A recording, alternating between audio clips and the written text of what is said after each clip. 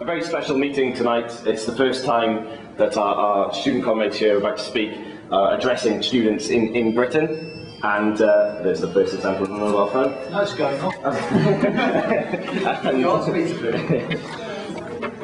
And it's an excellent opportunity for us here as students in Britain to understand what's going on inside Iran, the brave struggles that our comrades are undertaking, and also to hear a bit more about the dynamics behind the drive to war in Iran, the targeting of Iran by US and UK imperialism predominantly. So we have a very interesting panel. To my far left, I'd say that in a spatial sense, maybe not politically, is Kaveh Abbasian, who's the spokesperson of Freedom and Equality students in Iran. Next to him is Behrooz Karimizadeh. And we have also Torab Saleth, who is a member of the Hands Off the People of Iran Steering Committee, and they will be speaking, and there'll be plenty of time for questions, discussion, debate, controversy. We'll see what happens. So without further ado, I think Torab, you're going to speak first, aren't you? Yep, I'll introduce Torab Saleth. All right, thanks, Ben. Hello, everybody. As the current financial crisis has made glaringly obvious, capitalism is in decline. And you know, whenever capitalism is in decline, war is on the agenda, because one of the ways it can resolve its crisis is through wars. It's not accidental that since the collapse of the Soviet Union, when we were promised world peace and there's no longer any need for Cold War, we have had more wars than the last 50 years. In fact, they have killed as many as they managed to kill in the First World War already. If you add it all up, it's nearly roughly around the same figure as they managed to massacre in the First World War. And within this decline, USA is in even a worse position, because it's declining even further relative to Europe and now China and emerging Russian capitalism. So war is on the agenda. Even if you forget the Middle East, there's going to be lots of little wars everywhere in the next 10, 15 years. Probably the current crisis would even intensify that. As far as the Middle East is concerned, leaving aside even the oil question, the geopolitical importance of the Middle East is such that this would be one of the areas in which the inter-imperialist rivalry would concentrate, because it's probably one of the most important geopolitical regions in the globe. So the fact that at the moment it seems the threat of war is receding against Iran, I think is still there, the danger is still there, and there is absolutely no way that you can think any change in US administration, or the fact that they are already too much involved with their own crisis would reduce the threat of war. If anything, I think the threat of war is even more real now than it was a few years ago. And this threat faces all of us. As I said, even if you forget Middle East, the threat of war in the next 10, 15 years, maybe at first local wars, is, real threat. And it's a threat which is, which needs mobilization everywhere, which needs our reaction everywhere. So the first danger for us, for all of us, would be this US administration's warmongering, I think, in the next 10, 15 years. Every year or so, we're going to have another scenario. You have already witnessed how they are trying to, revive the Cold War by, provoking the Russians into some sort of confrontation. So it's a real threat, and we should not forget that in all of this, they pose the main danger, and it is a threat we have to mobilize and work against. But on the other hand, this should not in hands of people of Iran campaign, we are of the opinion that this should not, give us any sort of permission to forget what is actually happening in the Middle East, especially for those of us who come from that region. How can we forget this? The fact that, USA invaded Iraq doesn't mean Saddam Hussein was a nice guy. It's just, why should the two equate to each other? Unfortunately, this simple fact is not accepted by a lot of people in the anti-war coalition in Britain. The simple fact that USA has threatened Iran doesn't turn Iran into an anti-imperialist, heaven for the left. In fact, this Iranian regime, if anything, was brought into power by the same USA, which is now threatening it with war. It was so much frightened of the left taking over after the Iranian Revolution that it did all in its power to make sure these mullahs come into power anyway. If the USA is, trying to justify its war by the fact that it says this regime is undemocratic, we need a change, it has now even started defending the Iranian people against this regime in their propaganda, it has to be brought to their attention that, thank you very much, we have already witnessed your change of government, from above. In fact, the Iranian, Islamic regime is the change of government from above, headed by CIA and USA in the first place. So thank you very much. We don't want another change of government from above. What we need is a revolution from below. The movements of women, students, workers, national minorities, all the movements which led to the revolution in '79, which despite the suppression by the Islamic regime for the last 20, 30 years or so, it is beginning to revive. Over the last, 8 years or so, especially since the disillusionment with the reformist wing of the Iranian regime itself, the radicalization is growing day by day. And this is the movement in which we should put all our hopes. This is the movement by defense of which we can actually fight the threat of war. And as it were, carry out a change of regime from below. So in this sense, defense of social movements in Iran is as important for us as fighting against the threat of US warmongering in the next 10, 15 years. So basically because of that, we have tried to distinguish ourselves from other currents within the anti-war coalition. So neither to reduce the threat of war by USA and the dangers that that poses for the population of Iran, but also, show up the nature of the Iranian regime and the fight that is going on against this regime inside. And why and how, by helping that movement, we can actually ensure progress in the area, rather than a total destruction and total devastation as it has happened in Iraq, as we can see already. So in this sense, although it's very sad whenever, comrades from Iran are forced into exile,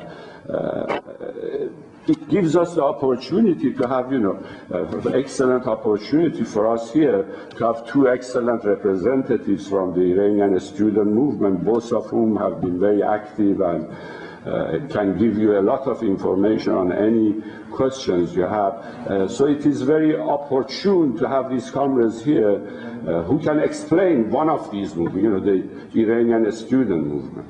Iranian student movement in Iran has traditionally been at the forefront of the social movements.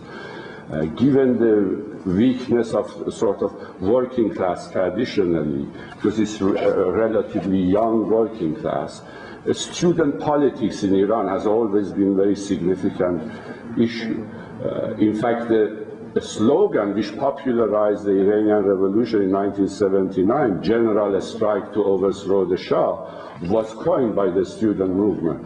This slogan was popularized by the student movement before any of the left groups even made that a slogan.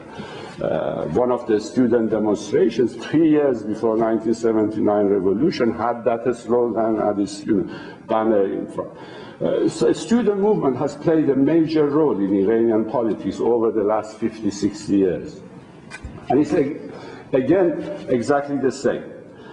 In the early 40s, they basically raided, the paramilitary groups of this regime raided every university, ransacked student halls of residence, sacked every leftist student, sacked every leftist lecturer. After that, they closed down every institution of higher education for 2 years. Then, when they opened it, you had to pass ideological tests in order to get into any course. You wanted to do engineering, you had to know who was the second wife of Prophet Muhammad before you could get into the course. So despite all that, despite all this, filtering and brainwashing that has been going on over the years since, probably 15 years, 16 years since they opened up universities again, we have now seen a wave of radicalization within the Iranian student movement, the likes of which I have never seen before. In fact, for us, it is absolutely, it's so exciting to see not only a radicalization of the youth within the student movement, but also the political nature of this radicalization, which is,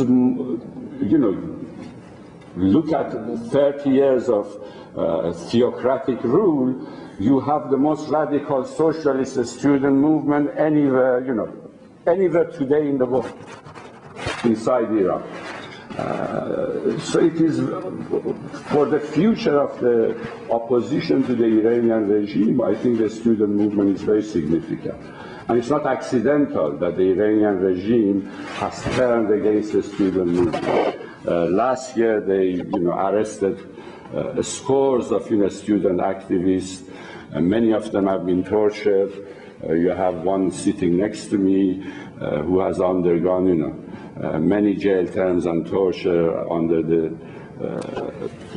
current conditions. And this is again another of those issues which brings even to sharper focus why in any anti-war campaign in Britain we should actually defend the Iranian people. Because the threat is actually against the Iranian people. It's not against the Iranian regime. In fact, the Iranian regime itself is now using the threat of war to suppress every social movement.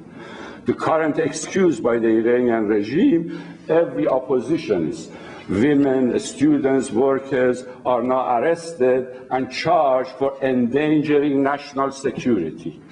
Because and they are even sometimes openly charged with being agents of US imperialism, simply because they are protesting against injustice or protesting against the Iranian regime. This is vital that we do not forget that issue in our campaigns here and concentrate our energies on actually defending the real movements that are going on inside Iran in opposition to this regime. And as I said, although I'm really sad to see comrades here, on the other hand, we should, really be grateful that we have such a good opportunity to listen firsthand to, the experience of the comrades in highlighting how important it is to defend these movements, and build the solidarity with these movements inside Iran. I thank you. Thank you.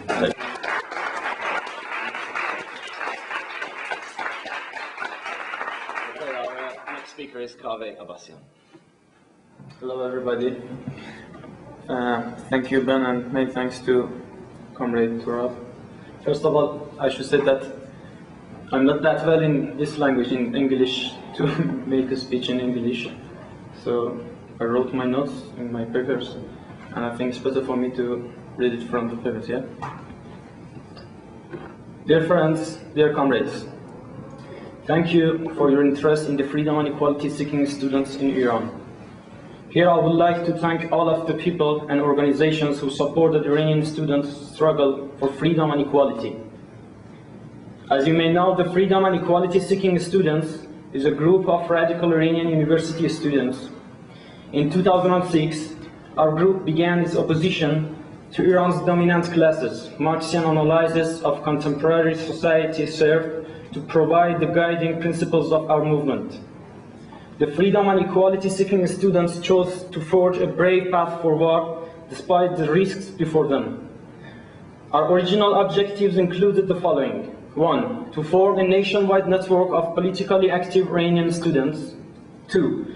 To fulfill the need for student skills in Iran. 3. To abolish the military occupation of Iranian universities. 4. To oppose the threat of any imperialist intervention, war, or sanctions against people of Iran. And 5. To form a solidarity with social and workers' movements in Iran. These goals were essential points in our organizations of Iran's Students' Day, demonstrations of 2006. The two essential slogans in the 2006 Students' Day activities were No to War and Free Universities from Invading Military Forces. In our efforts to spread the word regarding the struggle, we promoted our opinion and our theory through articles published in university-based magazines and local newspapers from various aspects, from political, social, to revolutionary street art. Iranian students continued the important work of organizing demonstrations through 2007, holding events on 8th of March, International Women's Day, and May Day. The final event of 2007 was the annual Students' Day event in 6th of December. The event was planned as a huge, coordinated series of demonstrations to be held at universities across the entire nation. The Iranian regime was alarmed and threatened by the political implications of these events and exercised extreme repression in an effort to disrupt Students' Day activities. 3 days before Students' Day 2007, political leaders, organizers, and students affiliated with Iranian students were arrested and imprisoned. Altogether, about 70 people were arrested.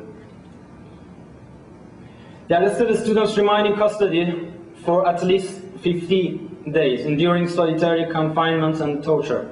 Most of these individuals were required to post exorbitant amounts of money for bail prior to being released. They are currently awaiting trial for their alleged crimes. There is news that there are unbelievably heavy sentences tailored for the Students for Freedom and Equality students. We fear very heavy sentences, including extended periods of imprisonment and execution for group members and leaders. The fabricated allegations against group leaders include charges of attempting to overthrow the Iranian regime and collusion with opposition groups outside of the country. Each of these charges is punishable by death according to this Islamic legal system of Iran. The students fear that when the allegations are presented in the court, there will not be much time to defend against these charges. It will be difficult and to rescue these victims from the forces of reactionary oppression. The struggle of the freedom and equality seeking students of Iran deserves international attention. For far too long, religious and humanitarian organizations, as well as progressives and radicals worldwide, have turned a blind eye to the situation in Iran. Many comrades have faced extreme repression, torture, and execution.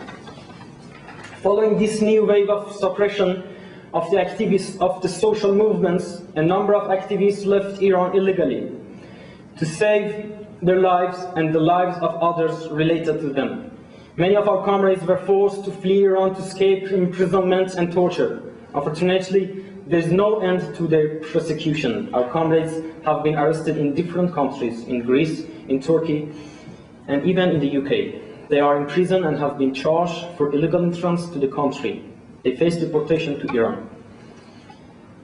One of our comrades, Davud Bagheri, a student activist, writer, chief editor of Binihayat magazine, fled Iran through border mountains and was arrested by Turkey's police in Istanbul. before he could report himself to UN. He was kept in Adarnez refugee detention camp since 5th of April 2008. He is under severe pressure from jail keepers. He has committed suicide once out of the desperation. We are gravely concerned about the possibility of deporting Dawood and many other comrades to Iran by Turkey's security forces and government's officials. Deportation of these activists has life-threatening consequences for them. Therefore, our request is to please take necessary actions with regards to UN and the Turkish immigration authorities in order to speed up the asylum process of these activists and their immediate transfer to a safe country. Your humanitarian actions is extremely important for saving the lives of innocent individuals who have not committed any crimes but defending the basic human rights regarding freedom and equality. Student groups have been at the forefront of demands for greater human rights in Iran in recent years. Pressure on the students' movement from the Islamic regime of Iran has never succeeded in stopping student protests. Students in Iran need your support more than any time. Our comrades are desperately in need of international media attention, as well as assistance from political and humanitarian organizations. We need your support. Thank you.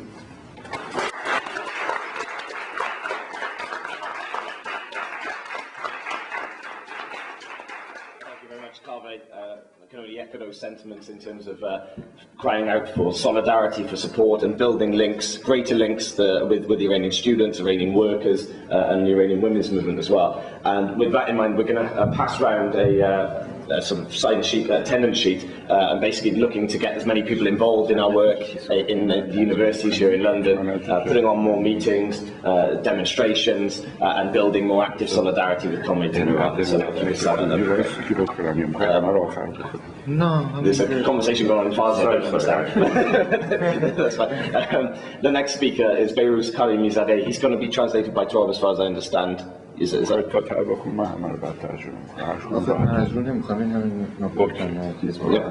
yeah, okay, good. So we were just working out how to do it. Okay. Come with Behrooz. منم با سلام و تشکر از همه شما عزیزانی که اینجا تشریف آوردید صحبتامو شروع میکنم و سعی میکنم که خیلی کوتاه صحبت کنم و فکر میکنم که توی یه محیط صمیمانه اگر صحبت متقابل داشته باشیم و حالت بحث داشته باشه خیلی شاید جلسه بهتر بره جلو تا سخنرانی خسته کننده. First of all, thank you for coming and inviting me and giving me the opportunity to sort of talk to you. I shall try to be brief because I prefer in a nice comradely atmosphere we can actually have a debate and discussion rather than me giving a speech. I'm not literally translating, by the way, I'm sort of giving you the gist of it, you know. So forgive me. I don't make two mistakes there, but I didn't say. I'm not a translator, I'm not a professional. I have like a fish, very short memory, so.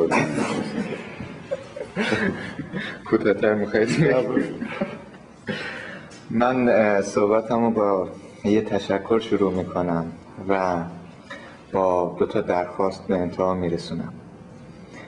اول لازمه مثل رفیق عزیزم کاوه تشکر کنم از تمام انسان‌های شریفی که انسانو به عنوان یه هویت جهانی فراموش نکردن و خارج از این که توی کجای جهان زندگی میکنن و یا در چه کشوری هستن و یا به چه زبانی صحبت میکنن از دانشجویان آزادیخواه و برابری طلب ایران حمایت کردن، از کسایی که توی زندان‌ها بودن و زیر شکنجه قرار داشتن.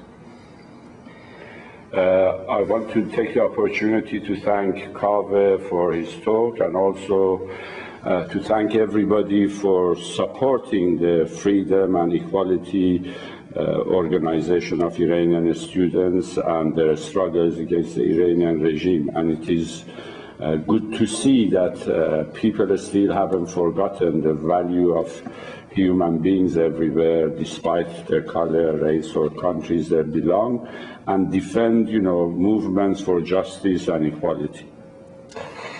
این تشکر فقط یک چیز سطحی نیست، مسئله‌ایه که در دنیای امروز اهمیت زیادی داره.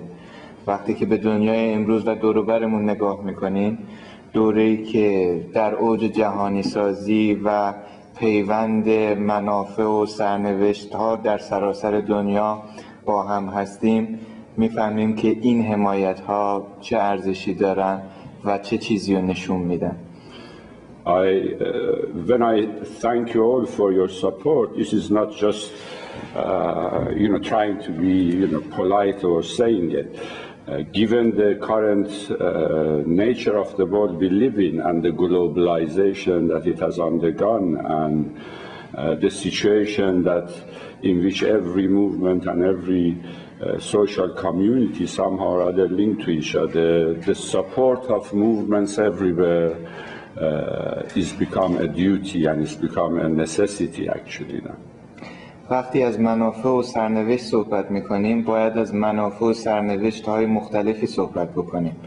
از منافع و سرنوشت‌های دولت‌هایی که به هم گره خوردن و گاه بینشون تضاده باید صحبت کرد.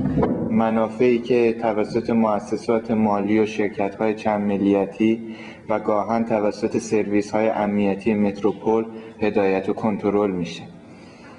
When we talk about interests, we have to bear in mind that there are two sets of different, interest and concern of the people and of the states.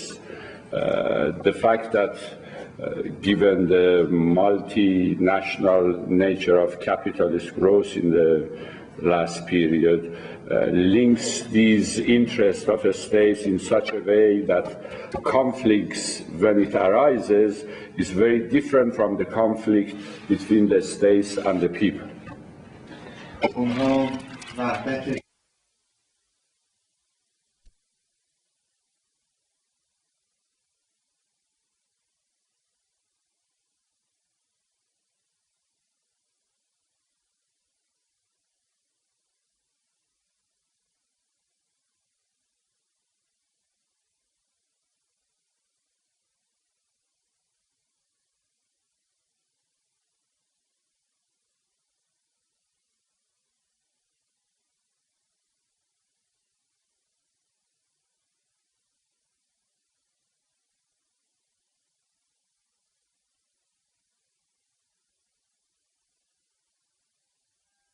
Is carried out by instruments of, economic instruments like the multinationals or the instruments of secret intelligence services or various institutions that they have built, which was built to defend their interests. But as far as the people are concerned, the only way they can maintain their unity and defend their interests is by the organizations, by the unions, by the associations, by the type of organizations they manage to build. And it is vital that these, support and help each other before we can defend our unity and our interest against the interest of the states. و زمان اهمیت این تشکر و مهم بودن جلساتی از این قبیل رو بیشتر درک میکنیم که به دنیای امروز نگاه میکنیم. دنیایی که تئوریسین هاش اعلام کردن که هیچ آلترناتیوی برای شرایط موجود وجود نداره.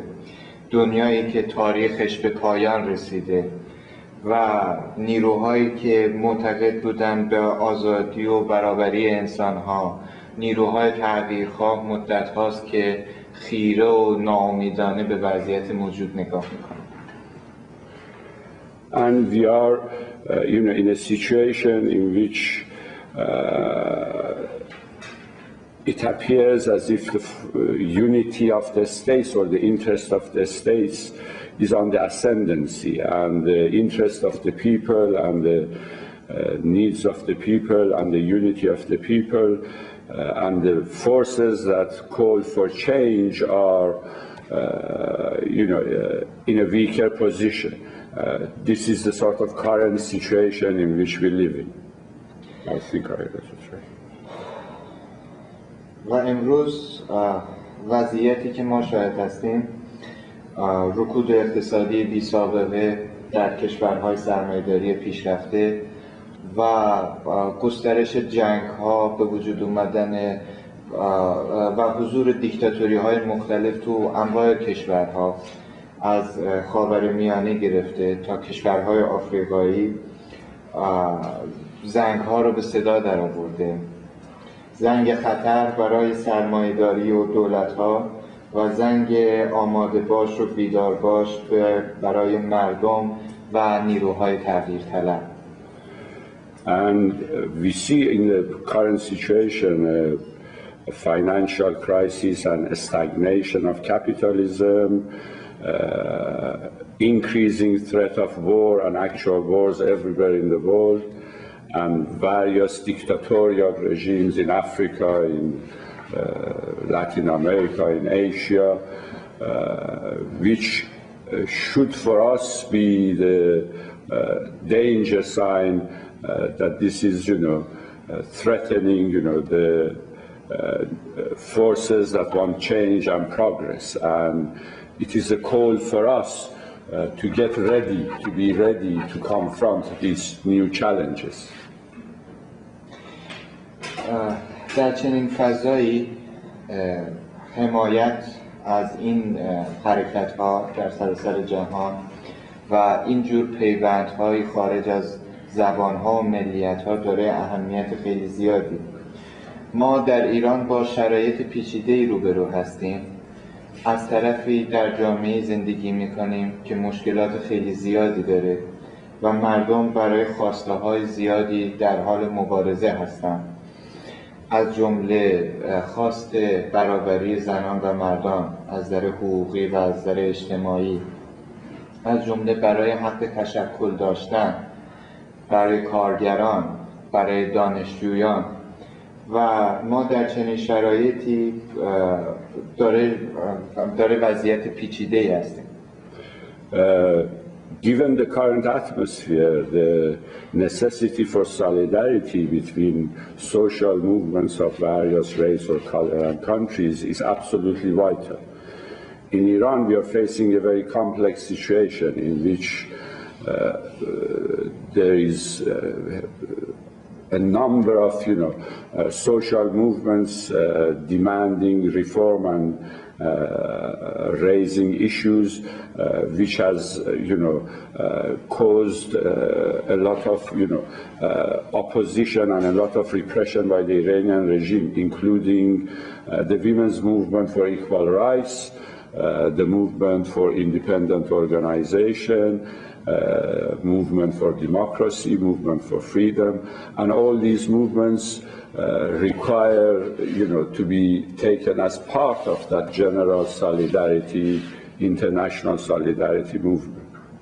وضعیت پیچیده‌ای که ازش صحبت کردم بر اصل شرایطی که ما در این که می‌خوایم با استبداد مقابله کنیم و برای به دست آوردن حقوق مردم کشورمون مبارزه کنیم، می‌خوایم نسبت به هر گونه دخالت خارجی در سرنوشت مردم ایران مرزبندی داشته باشیم، چون تجربه و سابقه تاریخی مردم ما و کل منطقه خاورمیانه اینه که دخالت‌های نظامی و غیر نظامی کشورهای سرمایه‌داری پیشرفته مثل آمریکا و یا انگلیس در منطقه غیر از دیکتاتوری و گاهن گسترش یا عمیق شدن دیکتاتوری برای این مردم عواقبی نداشته. The complexity of the situation is in the fact that whilst on the one hand we have to defend all these social movements and defend demands for freedom and justice and equality against the dictatorial regime in Iran, on the other hand we have to have very sharp position on the threat of intervention by advanced capitalist countries in the region, whether it be war or otherwise. because the historical experience of us in the region shows every time they have done such, it has not only not benefited the Iranian people or the people, it has actually made the situation worse.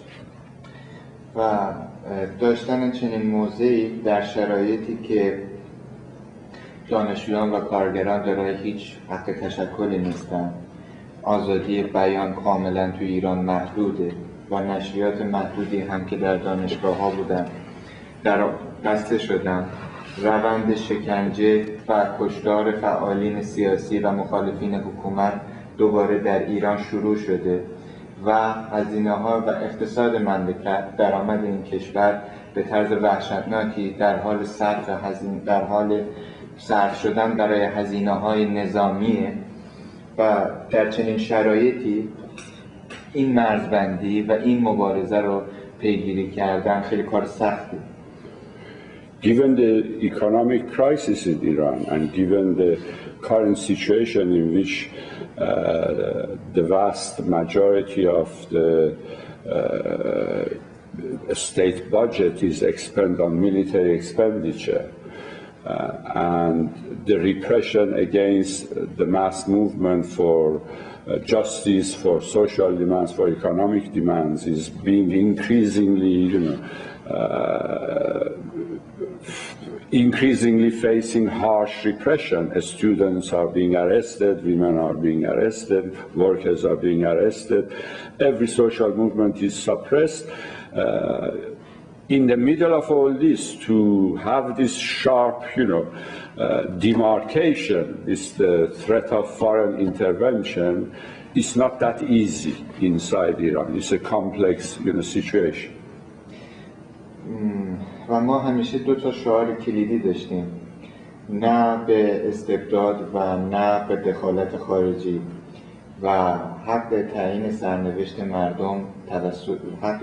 سرنوشت توسط خود مردم ایران، نه کسی دیگه. In this we have always emphasized three slogans: no to dictatorship, no to foreign intervention, and self-determination for Iranian people themselves. We think these are crucial to always emphasize in such atmosphere, in such a situation. و در پایان من صحبتامو با اون دو تا درخواستی که گفتم تموم میکنم. یک درخواست از همه شما و همه کسان دیگه که صحبتامو خواهند شنید که حمایت از مردم آزادیخواه و جنبش هایی که برای به دست آوردن حقوقشون در کشورهای مثل ایران وجود داره و اینکه این حکومت رو نه در جیب اون دیکتاتوری ها بریزن و نه به بهانه این دیکتاتوری ها این حمایت ها از این مردم قطع بشه. Finally, I want to reiterate my two main, sort of requests from you and from this meeting, and which is we should never, because of this threat of war, end our support for the freedom-loving people of Iran or anywhere else, or all the social movements which opposes this regime, and don't forget that despite the threat of war.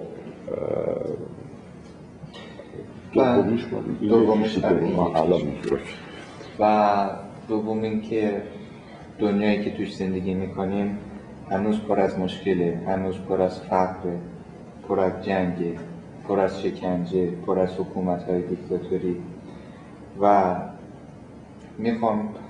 من هنوز هر شب به این مسئله فکر میکنم که راه تغییرش چیه؟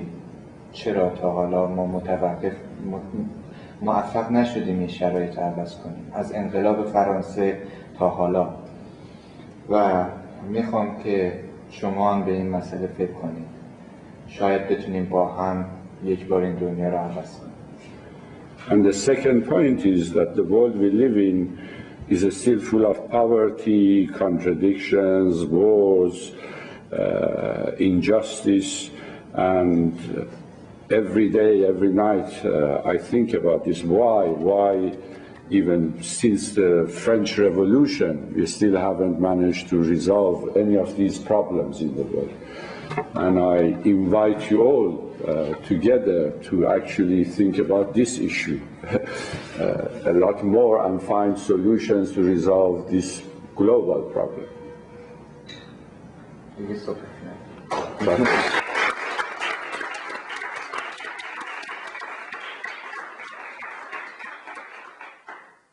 Okay, questions, comments, interventions, that sort of stuff? Anyone, just raise your hand and I'll take it. Tina?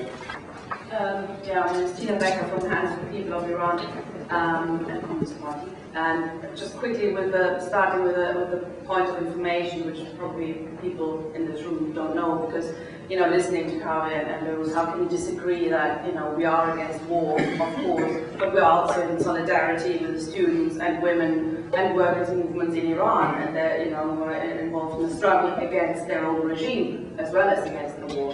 How can you be against that? And yet, unfortunately, the left in Britain, the anti-war movement, particularly the Stop the War Coalition, has decided to ban Hands of the People of Iran from affiliating, because these are the two slogans we're putting forward.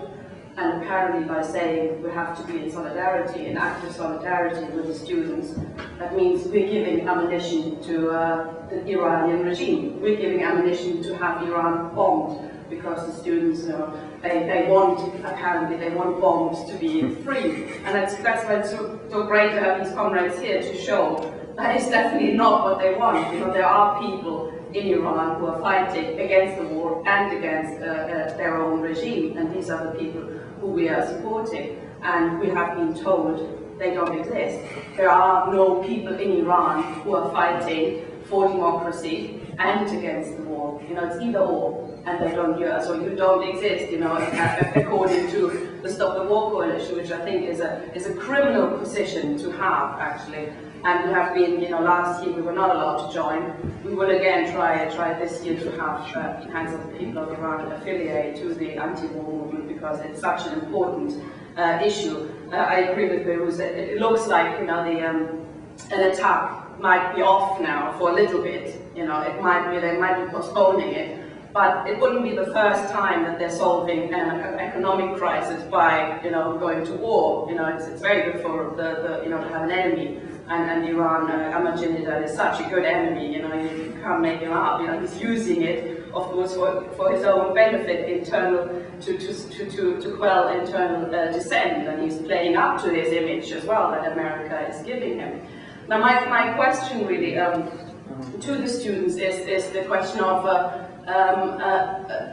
Ahmadinejad and a lot on the people on the left really put forward the idea that Iran is kind of anti-imperialist, because imperialism is attacking Iran, and it's an anti-imperialist country, and therefore we kind of have to support it almost. That anti-imperialists in Britain have to support the anti-imperialist who's fighting against USA.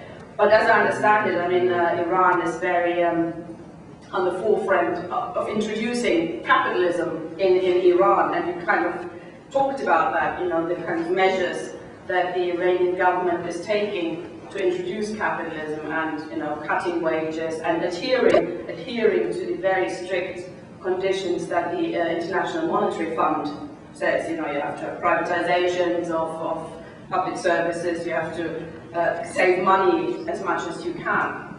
And if you could talk a bit about this bit, and if the reformists, Khatami, Rafsanjani, are they really an alternative, and how are they seen by the people of Iran as an alternative or not? They're trying to come back and are supported by imperialism to a large degree. How are they seen by the normal Iranian people? Sorry, it's quite a lot of questions. The reformist question and the anti-imperialism question, I think, are quite important questions.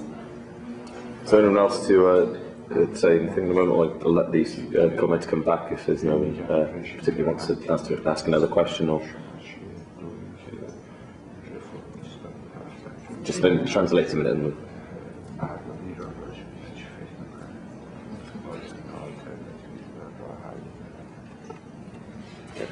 Yes, comment at the back, sir.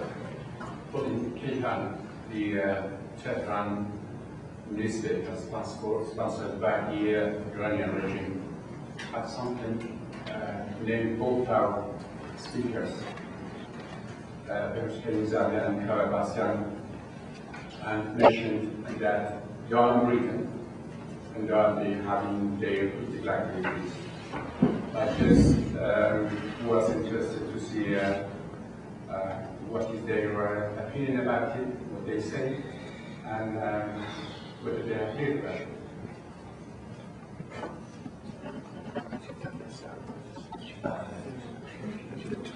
The political activities they're in the paper in Tehran, what do they think about it? Kaveh, do you want to respond first?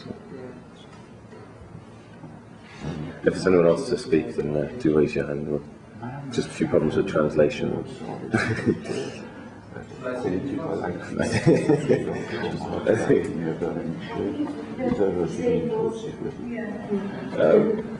We are not sure what you asked. Could you please, sorry, repeat your question again, a bit louder, because we couldn't hear it already.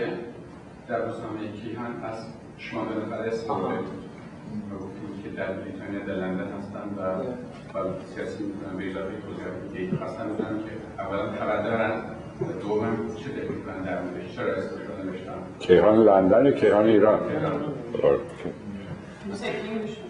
Yeah, apparently Kayhan newspaper, which is a sort of solidly pro-Iranian hardline faction of the Iranian regime paper, has mentioned these two students by name in a recent article, saying they are abroad in England, in Britain, and are engaged in political activity. The comrade over there wanted to know their opinion on this article. فکر کنم که این دوتا سوال شروع کنیم راجع بهش صحبت کردن تا شاید این مدار یک جلسه هم بتونیم راحت‌تر صحبت کنیم.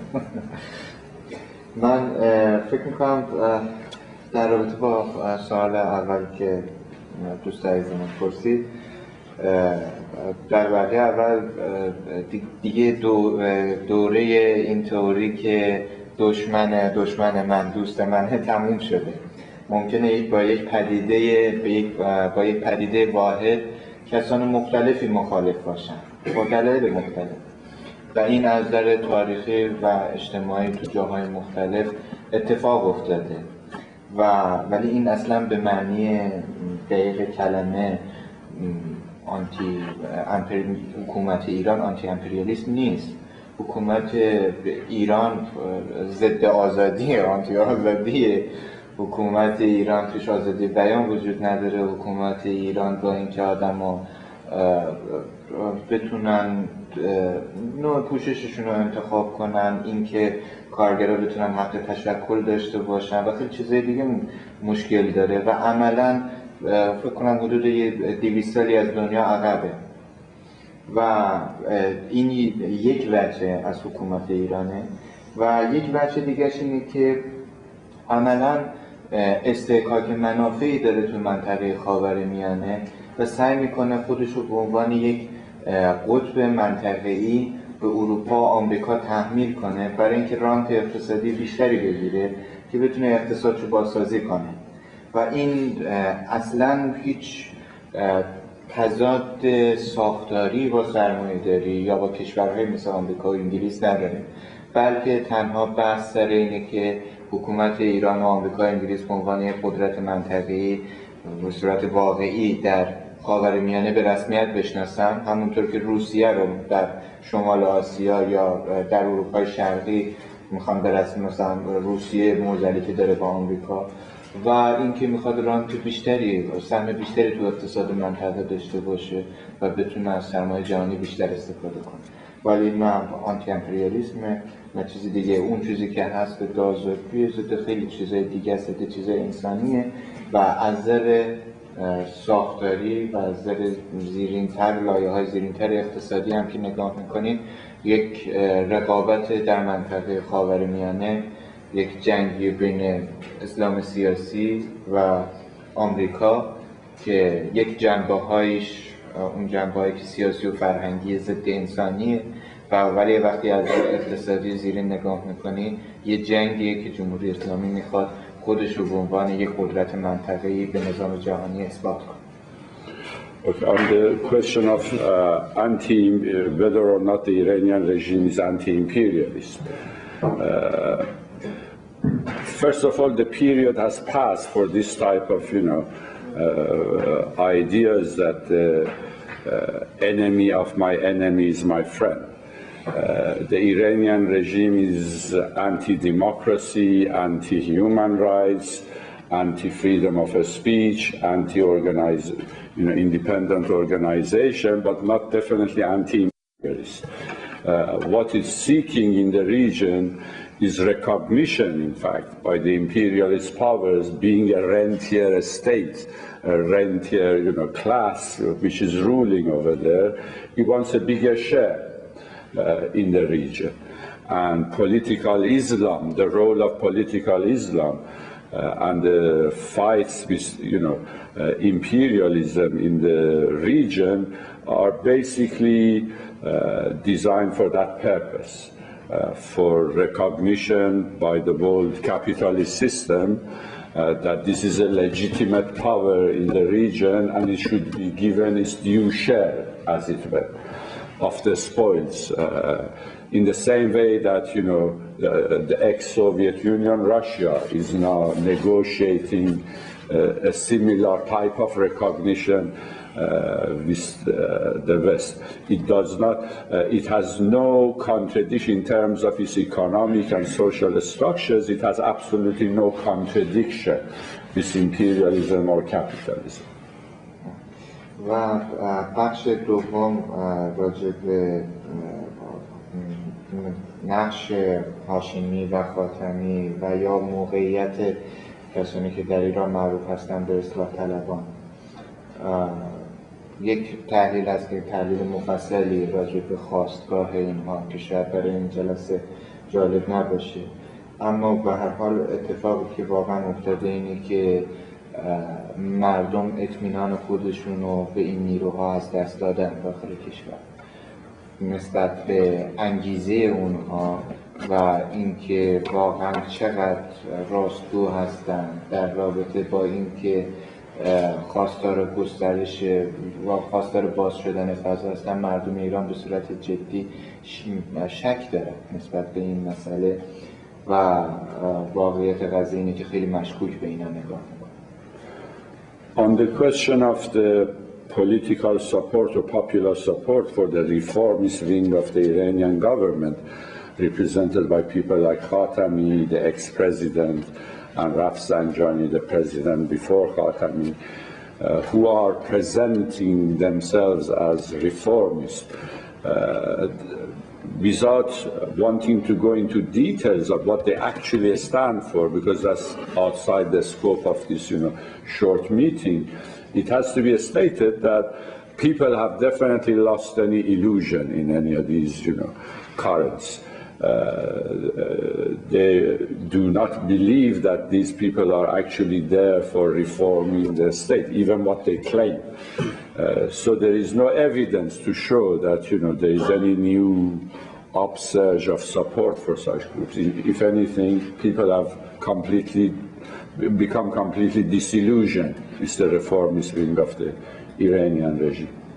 البته نظرات خود من شخصا نسبت به اون چیزی که گفتم شاید خیلی تندتر باشه، ولی خب چون اگر نظر مردم ایران رو پرسیدم باید میگم حداقل نکته‌ای که روش توافق نظر اینه که مردم اطمینانشون رو از دست دادن و به شدت مشکوک.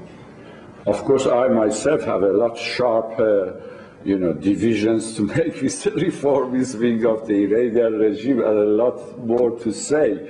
But since you asked me about the attitude of the Iranian people, towards these factions, I can, just re-emphasize the fact that they have no illusions. They have lost their illusions in these reformist, characters, so-called reformist characters.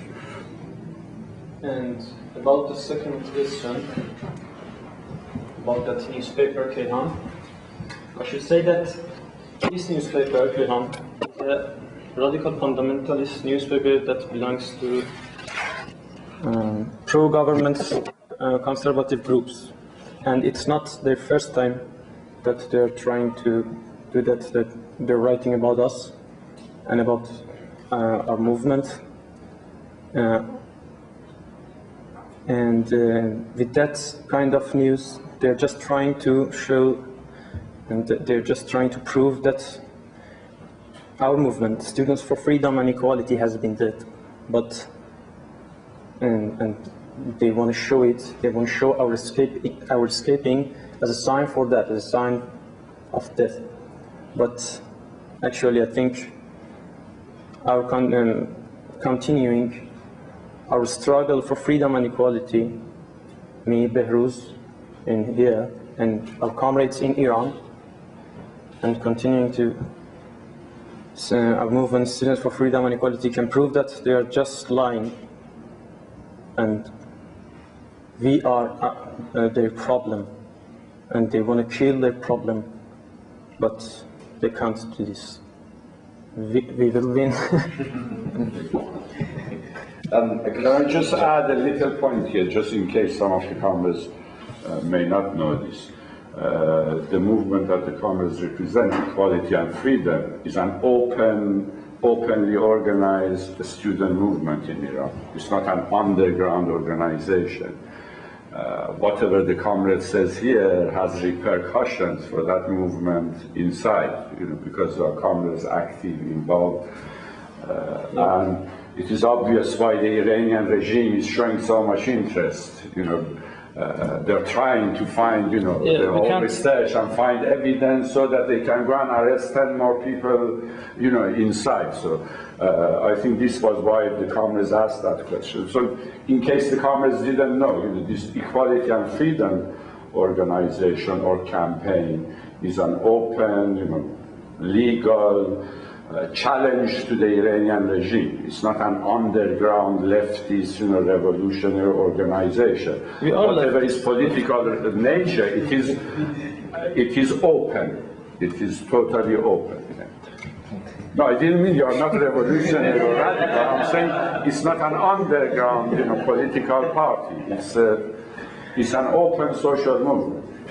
And this is one of its actual amazing aspects, I think, given the nature of the repressive nature of the Iranian regime. It's so refreshing in a way that the student movement has become so far radicalized that it's openly challenging and confronting the Iranian regime and facing all the repression and facing all the, repercussions of that challenge. Stuart. Yeah, just a couple of questions and a contribution, really. The questions really is about what relations the student movement has with the women's movement in Iran, like the Million Signature Campaign, for example, against discrimination, and what relations the student movement has with the workers' movement in Tehran, the bus workers, or any of the workers' struggles in Iran at the moment. And could you tell us something about what effect the repression has had on that movement over the last 2 years, both on the women's movement, because a number of those women have been imprisoned, and the workers' movement as well. So you could just give us some idea of the relationship between the student movement and those other movements. Just one thing I wanted to say about the Stop the War movement. Maybe I thought Tina was a little one-sided, because we can't associate totally the Stop the War movement with its leadership, because the Stop the War movement in Britain was a very powerful movement, and it brought 2 million people on the streets before the attack on Iraq. It's certainly declined since, but it was a fairly active movement. It's active around the war in Afghanistan, and it's therefore quite important. The problem is its leadership is dominated by a combination of the British Communist Party, the Communist Party of Britain, the Stalinist organisation, and the Socialist Workers' Party. And both those organisations take an idea that if a country is under attack by imperialism, that you can't criticise its government.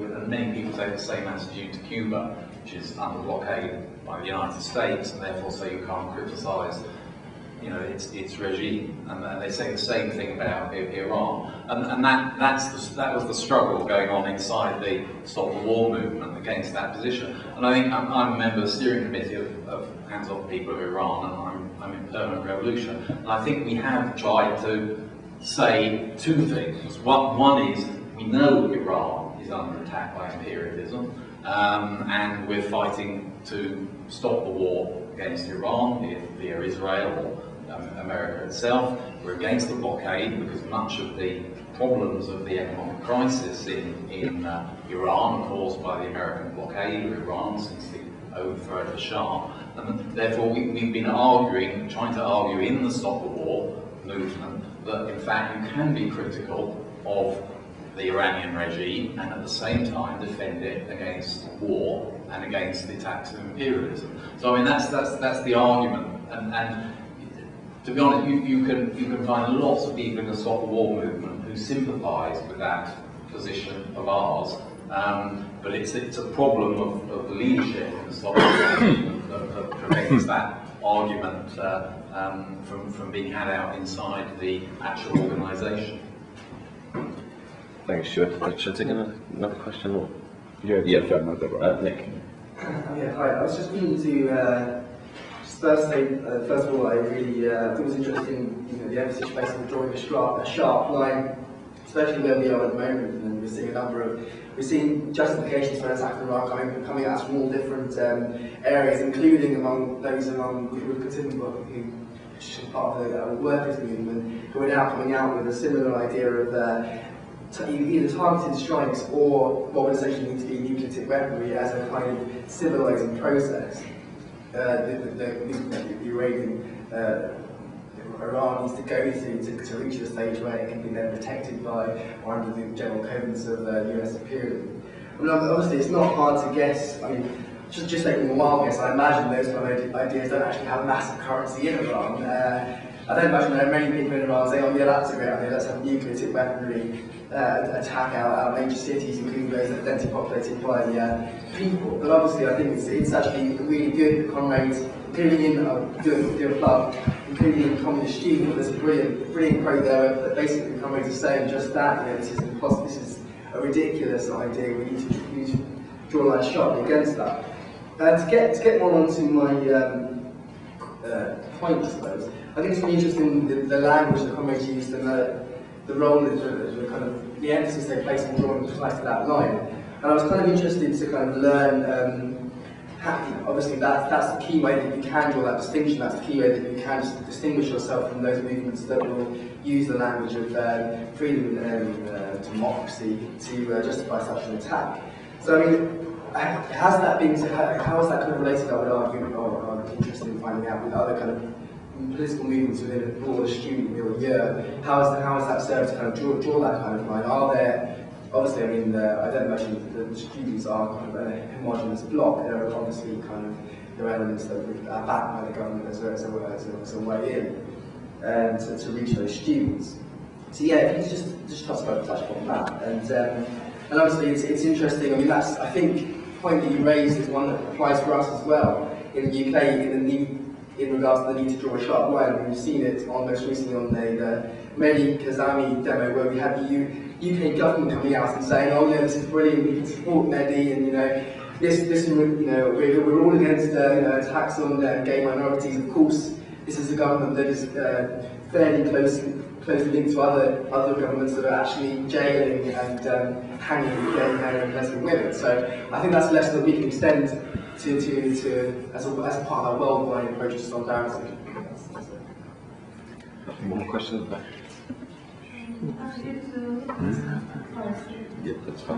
بیشترش حرف خودش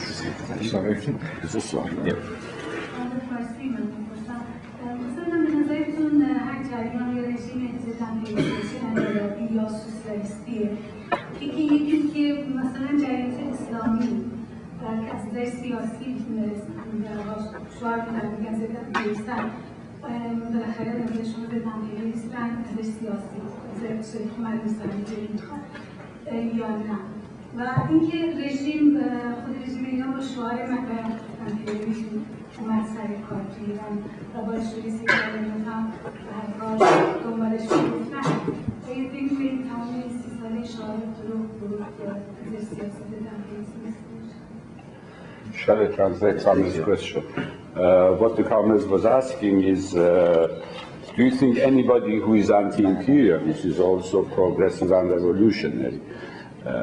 I don't mean it in the economic sense. I understand that, some people may economically not be against imperialism, but when they are politically against imperialism, does that give them some credibility? Does that make them progressive and revolutionary? If I understood correct. Secondly, given the fact that the slogan of Iranian Revolution was itself in '79 was anti-imperialism, are you saying we have been living through a lie for the last 30 years? And I hope I got your question.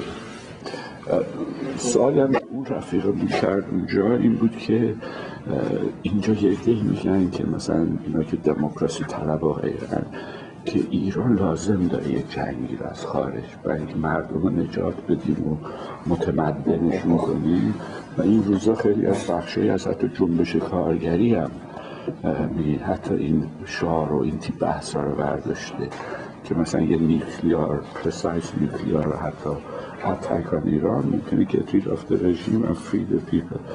و تشکر که از این شما تو صحبت قبلیتون دقیقا به این اشاره کردید که مردم ایران هم چیزی رو نمیخوان.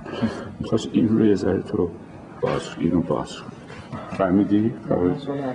سوال اون دوست عزیزمون آخر آخری این آقا هم که خوش معرفی که مال پرمننت رولوشنه میخواست بیشتر بدون رابطه جنبش دانشجویی با جنبش زنان به خصوص کمپین 1 میلیون امضا و جنبش کارگری چیه و آیا این روابط و این موج بسیار دستگیری های اخیر دلیل پشتش چیه توی هم جنبش زنان هم کارگری هم دانشجویی. بیشتر میخواست به ارتباط بین جنبش دانشجویی، جنبش زنان و جنبش کارگریش. سالون خانمم که پاسوی. I'm going to answer the first question, but I think I can do it in English. So best way to practice. I have to say it in Persian and Farsi. Yeah? Okay. در ارتباط جنبش دانشجویی با جنبش زنان و کارگران سوال پرسیدن رفیقمون. باید بگم که تا به حال یعنی تا همین چند سال گذشته این ارتباط به هیچ عنوان توی جنبش دانشجویی و بین جنبش‌های اصیل اجتماعی ایران این ارتباط به هیچ عنوان وجود نداشته تا همین 3-4 سال گذشته. In terms of the relationship between the student movement and other social movements like women and workers movement, it has to be said that up until 3-4 years ago, no such links existed whatsoever. این ارتباط از وقتی شروع شد که جنبش چپ توی جنبش دانشجویی ایران پا گرفت و بخش چپ جنبش دانشجویی ایران دارای قدرت شد. These links began to develop as soon as the left began to dominate within the student movement. Because as I explained in my introduction, the student movement has gone through a huge, period of repression and ideological brainwashing, basically. And then illusion in Khatami. What Comrade is referring to is that it's only in the last 3-4 years that the left has begun to dominate the student movement.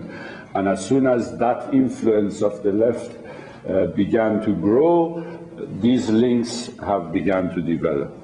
و در واقع جنبش دانشجویی به عنوان یک عاملی برای ارتباط هرچه بیشتر این جنبش‌های اجتماعی با هم دیگه عمل کرد. In fact, the student movement has now become one of the key factors in linking other social movements. It itself is helping other social movements to link with each other. و افتخار ما به عنوان دانشجویان آزادیخواه و برابری طلب اینه که برای اولین بار شعارهای طبقه کارگر رو به داخل دانشگاه بردیم و سعی کردیم به صورت عملی هم این ارتباط رو عملی کنیم و در تشکیل کمیته های کارگری، تشکل های مستقل کارگری با کارگران همراهی داشته باشیم، در اعتصاب‌هاشون، در تحصن‌هاشون شرکت کنیم که چندین بار هم به همین دلایل دستگیر شدیم. تعداد زیادی از دانشجویان آزادیخواه و برابری طلب. And in fact, within the campaign or the tendency, the student current called equality and freedom, our pride is in the fact that we were the first to introduce workers' demand inside the universities. And we have defended and participated in many of the protests of the working class and other social layers. And this is in fact one of the reasons which has led to this huge wave of arrests of the students. و همچنین در ارتباط با جنبش زنان هم برای اولین بار پیش قدم شدیم. با بخش چپ جنبش زنان توی ایران ارتباط گرفتیم و در فعالیت‌هایی که برای آزادی هرچه بیشتر زنان، برای برابری حقوق بین مرد و زن انجام میشه توی ایران، جنبش دانشجویی رو دخیل کردیم به عنوان یکی از بالهای قدرتمند جنبش زنان در ایران. We've done the same with the women's movement. We were probably the first to build links with the left wing of the Iranian women's movement, and we have managed to, link many of their demands to our demands within the student movement. ولی به طور مشخص با کمپین 1 میلیون امضا ارتباط چندانی به صورت ارگانیک برقرار نکردیم. But we don't have a sort of organic links with the campaign for women's campaign for 1 million signature directly. It's the left wing of the women's movement, not with the 1 million signature campaign. که اون به دلیل نقدهای خاصی بود که بر این چنین حرکت‌های اجتماعی سیاسی داشتیم. The reason behind that is because we are critical of this organization. We have certain criticism of political criticism of this organization. در رابطه با سرکوب این جنبش‌ها هم باید بگم که هر جنبشی که توی ایران، هر جنبش اصیلی اجتماعی که توی ایران که بخواد به حقوق حقیقی خودش دست پیدا کنه، که بخواد برای اون آزادی‌های خودش، بخواد برای تشکل‌های مستقل خودش تلاش کنه، به صورت ذاتی دولت ایرانه، ذاتی حکومت ایرانه که این جنبش‌ها رو سرکوب کنه. و این طبیعیه که جنبش زنان و جنبش کارگری به عنوان دو تا از جنبش‌های اصیل اجتماعی که توی ایران دارن فعالیت میکنن و در سالهای اخیر فعالیتشون خیلی بیشتر از قبل شده و رهبران و سازمان دهنده‌های خودشون رو پرورش دادن، با سرکوب وسیعی روبرو میشن. It is only natural for every social movement in Iran which demands justice and freedom to be confronted with repression by this repressive regime. This is no surprise. The Iranian regime would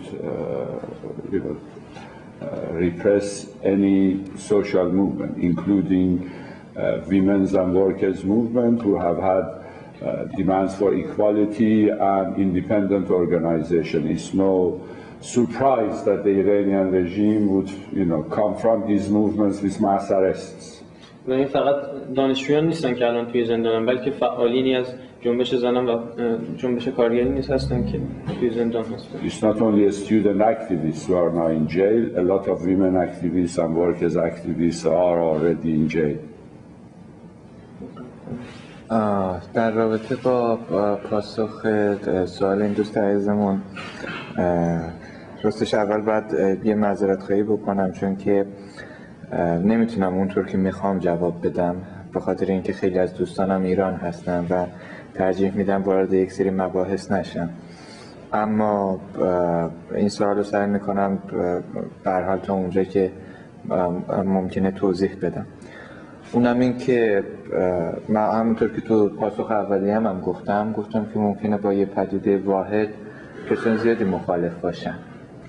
این مخالفت واقعیه، این مخالفت نمیشه انکار کرد، ولی باید دید بار معنایی که به اینا اطلاق میشه یعنی چی، چون هر کلمه، هر اصطلاحی یه سنتی داره، یعنی خارج از اون اینکه اون کلمه دقیقاً تو دیکشنری چه معنی میده تو ادبیات سیاسی یک باری داره. به خاطر همین من کلمه ضد امپریالیسم رو برای حکومت‌های مثل ایران قبول ندارم.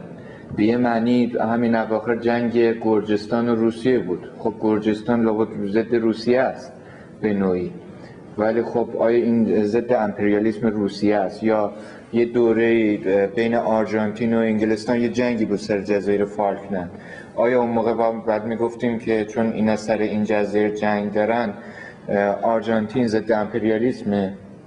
من فکر نمی کنم که فکرش ترجمه کنم. بله. Don't go too far. As I said in my earlier answer to the question, a number of different people, this is a reply to the question about the anti-imperialist nature of the Iranian regime that the comrade over there asked. He says, as I said earlier, many different people may confront an issue or oppose an issue. It doesn't mean their opposition is superficial. It may have plenty of reasons for that opposition. But what you have to look at is the content of that opposition, the reasons for that opposition. Especially with a term like anti-imperialism. Okay, there is some maybe dictionary definition of what is anti-imperialism, but in political movements it has a certain, historical definition which we cannot ignore. In that sense, I do not consider the Iranian regime anti-imperialist. It's in that sense that I'm saying. I don't mean they don't oppose each other. They don't have different interests or they don't have conflict. For example, look at the situation in Georgia. Just because the Georgians and the Russians are confronting each other, does it mean Georgia is now anti-imperialist? Does it mean, Georgia suddenly become anti-imperialist? Or when General Galtier in Argentina, opposed the British over Falkland Island, over Maldives, over the, you remember the Argentine War. Does it mean, Argentina suddenly become anti-imperialist? So you have to define what we mean by anti-imperialism.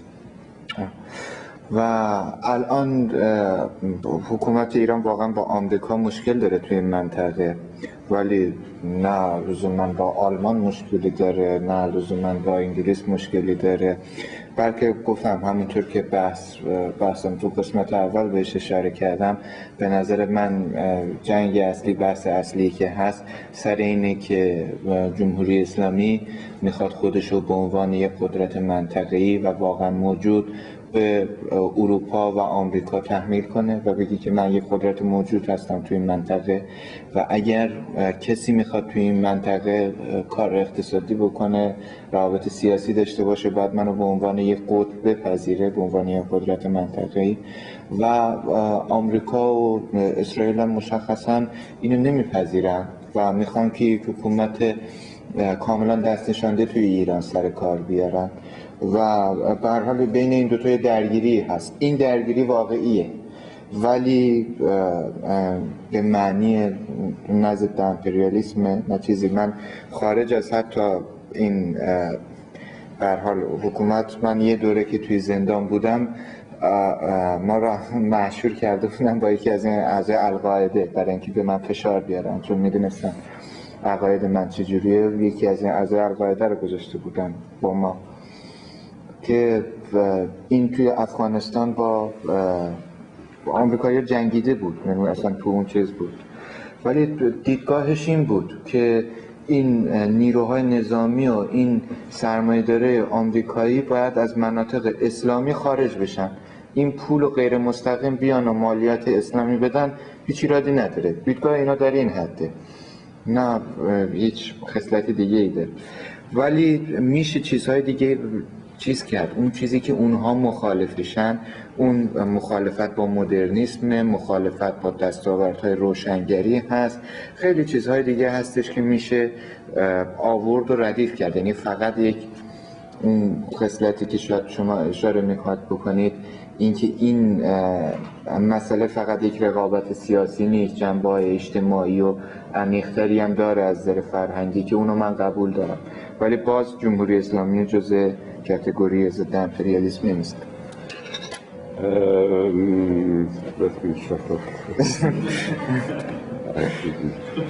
My mom had some relationship, some fish, I think.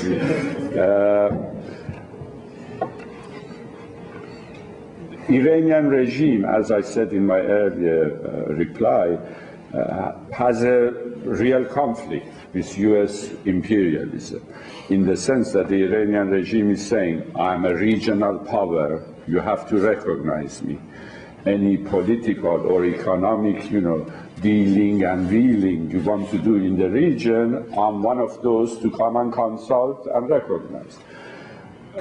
This is a real conflict. But USA and Israel, no, they want, as before, a very servile, quiet, tool of manipulation over there. So that's the nature of the conflict. The fact is very obvious. The Iranian regime doesn't have a similar conflict with French imperialism, with British imperialism, or with German imperialism, but with US imperialism. So, but this does not, give it the characteristic of what we call anti-imperialist. That has to be, taken from many different, there are many aspects to this definition of anti-imperialism. He also referred to his experience when he was imprisoned recently in Iran, that in order to put pressure on these, comrades, they would put them in the same cell as Al-Qaeda prisoners, Bin Laden, because a number of Bin Laden supporters arrested in Iran under pressure from, USA. These are not his words. I'm just sort of adding little information. Before they were, using Al-Qaeda agents, inside Iran for their purpose. Now they have put 3 of them in jail to keep the Americans quiet. So they put him in a cell, with, just to put more pressure on him. They knew how much he would hate, being in the same cell as an Al-Qaeda agent. And he says, we had a number of conversations, we had lots of talk with these guys. And their problem was they would, fight, and he was a guy who had fought the American, army and American imperial. But his thing was, if, Americans give the correct, Islamic, dues, there's no problem, we have no problem. If, every capitalist has to give certain due to this, religious hierarchy. It's a sort of religious tax, as it were. If they do that, we have no problem.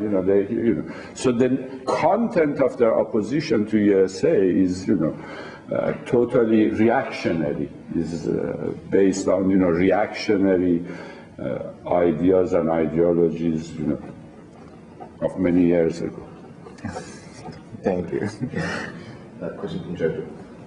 Iran is... Sorry, I'll take it. Sorry, it's two questions here. I'll take it.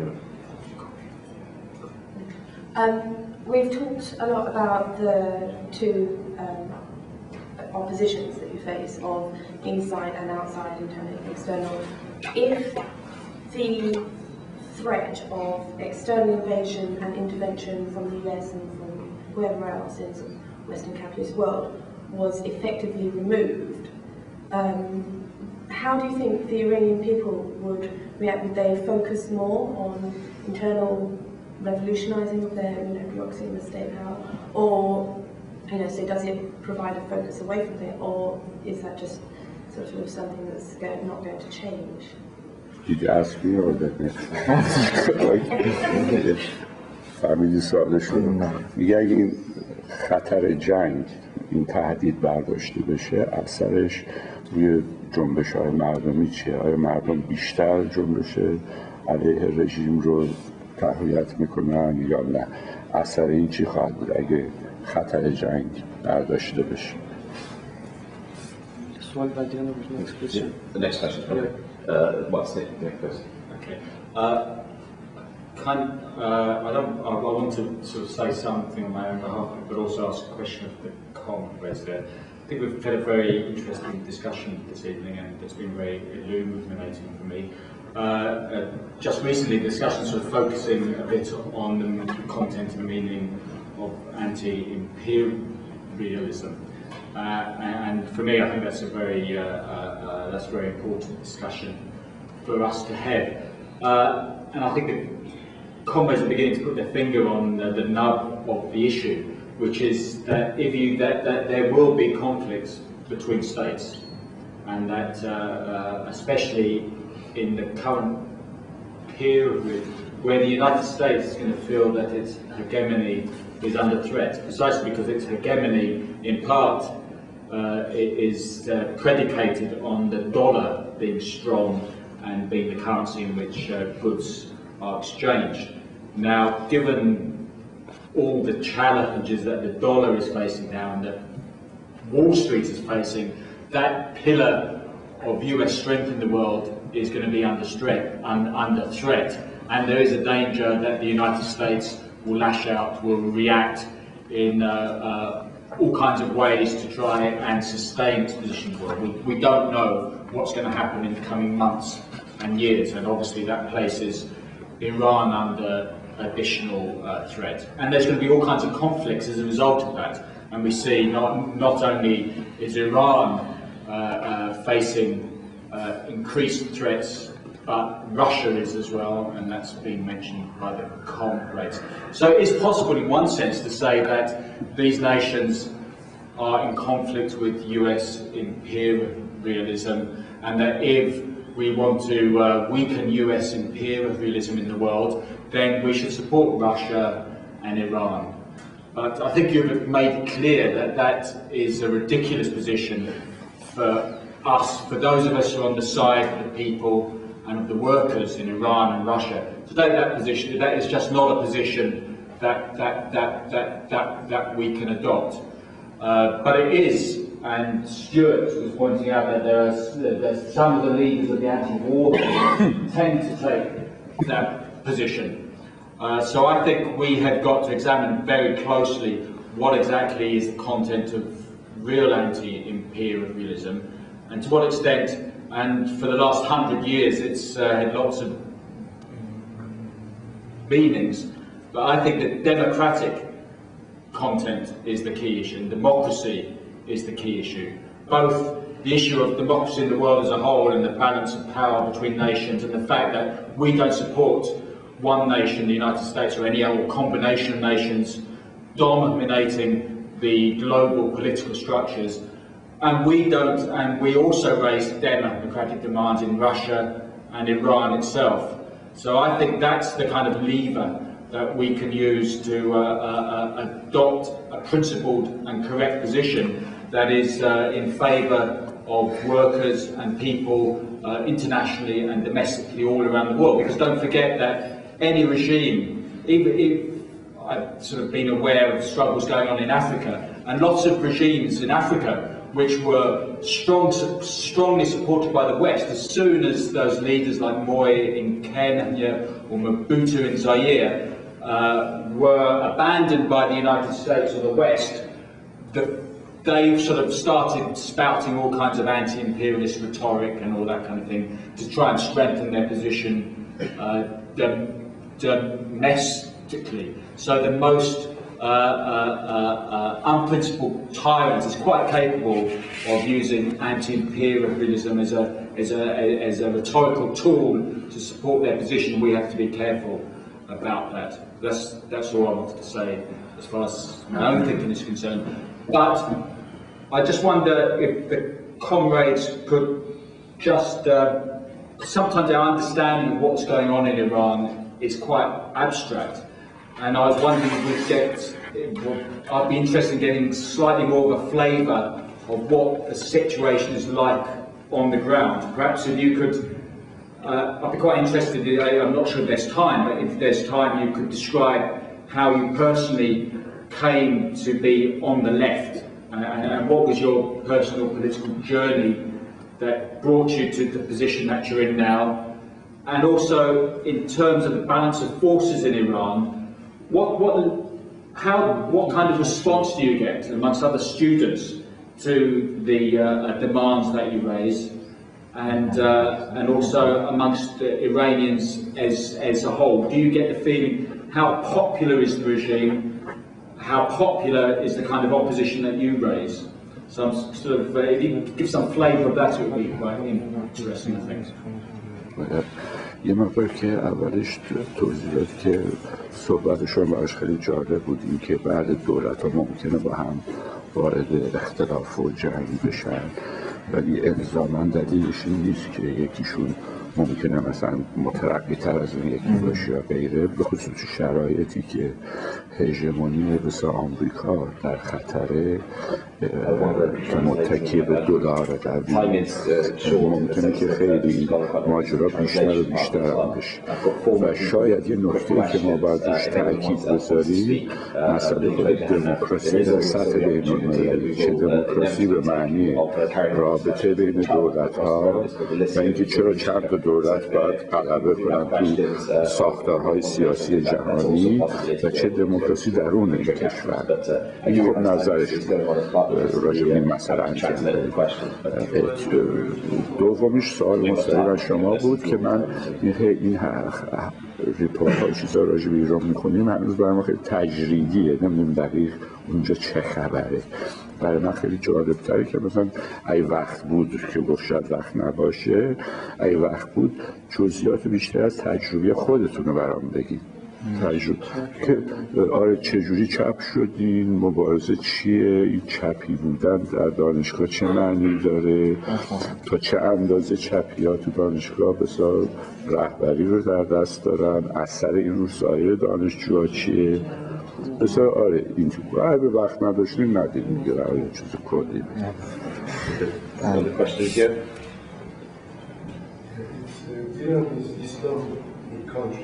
That's why America has a problem with Iran. I think that's the main problem because of Islamic country. At the same time, now in the world generally, there is a sympathy to Islam. Some schools you can see in the books children speaking about Islam.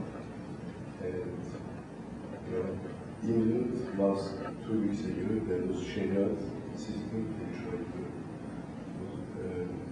don't you see the confusing part, because people knows that America. Can you speak up a little? Sorry. Yeah, I finished the question. فهمیدی سوالشو؟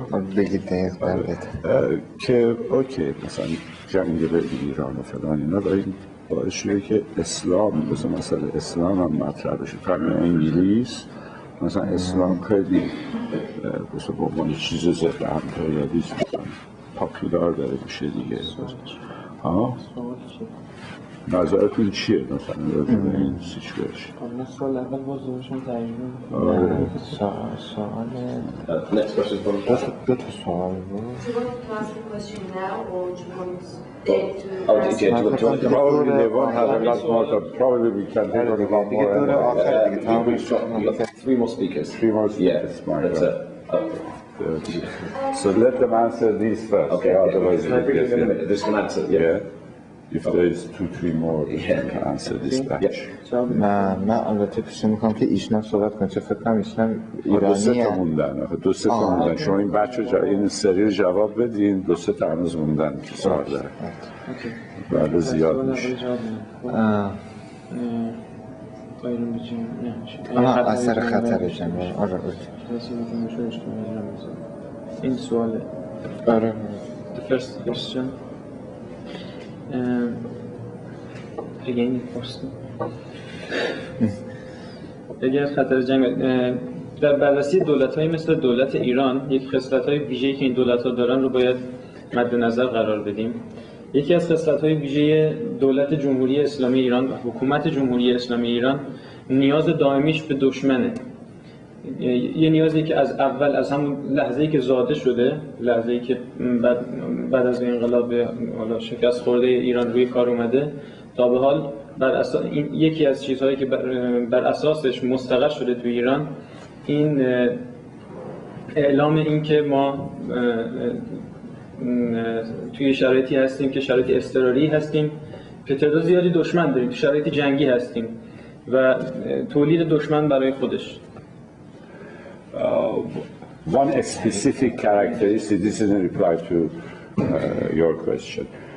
One of the specific characteristics of the Iranian regime, which has to be taken into account, is one of the main planks of its rule is create crisis. One of the ways it has ruled all throughout these years is by constantly creating crisis and an external enemy. By, creating enemies, it can justify repression. و از این مسئله برای سرکوب جنبش‌های اجتماعی که توی کشور وجود داره و برای آزادی و برابری و رفاه بیشتر دارن تلاش میکنن استفاده میکنن.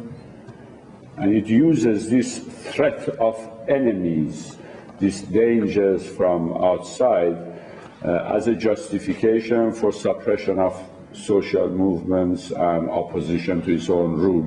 And it's been doing this throughout this period. که همین مسئله رو میتونیم برای دولتی مثل آمریکا هم مثال بزنیم که تا یه دوره جنگ سرد شوروی رو دشمنش خودش معرفی میکرد و پس از فروپاشی شوروی الان یه چیز دیگه به نام القاعده اسلام رو به عنوان دشمن اصلی خودش داره معرفی میکنه که بتونه تو سیاست‌های جهانیش تأثیر داشته باشه.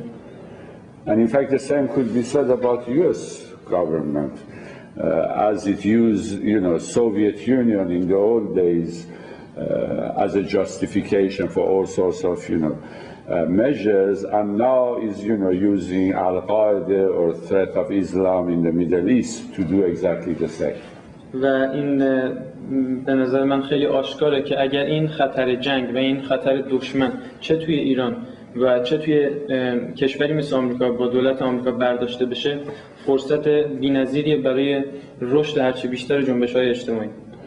And of course, when such machinations are removed from the scene, when there is no such threat from the foreign enemy, then obviously there'll be more room for social movements and opposition to this regime. The same in Iran as it could be in USA.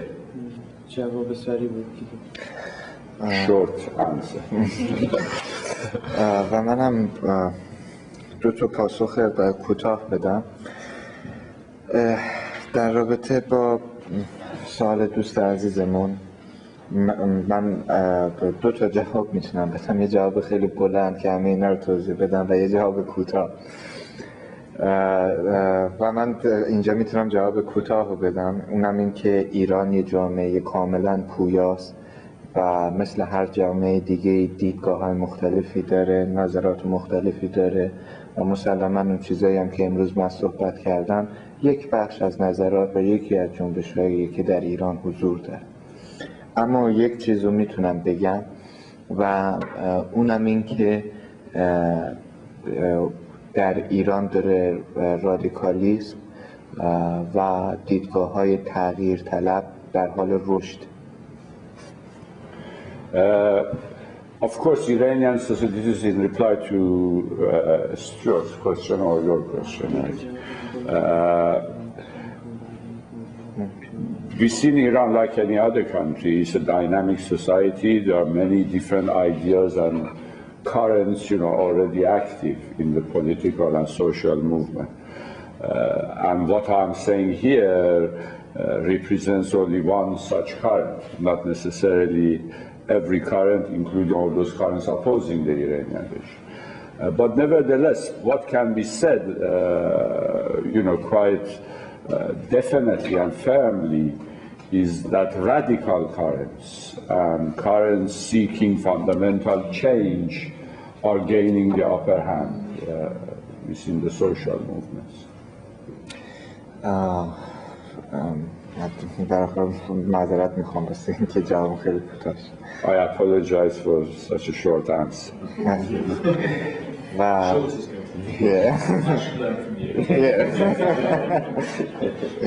و در رابطه باز با سوال این دوست عزیزمون که این هم به نظر من بحث خیلی پیچیده ایه، چون باید رابطه اسلام و دولت‌های غربی، رابطه‌ای که این دوتا داشتن و توی دهه‌های اخیر قرن گذشته بررسی کرد.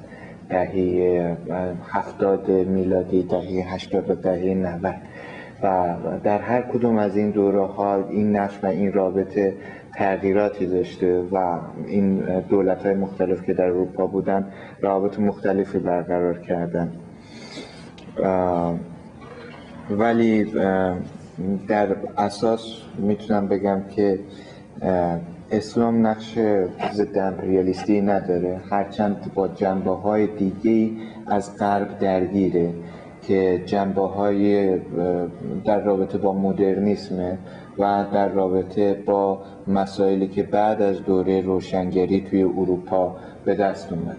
من فکر میکنم که اینها چالش‌های اصلیه که بین اسلام و چالش واقعیه که وجود داره، ولی ممکنه که در حالتهای مختلف سیاسی نقش مختلفی به عهده بگیره، ولی در کل به نظر من پدیده جالبی نیست. منظورت از این رابطه دوره گذشته که آمریکا اینا مثلا اینا رو آره مثلا نقش دوره توی افغانستان تحولات خاصی داشتیم یا همین الان تفاوتی که بین عربستان هست و ایران. Relationship between Islam and the West has undergone many changes. What you have to look at is the last, say, 2 or 3 decades before the new century. I think I confirm this is what he was trying to refer to.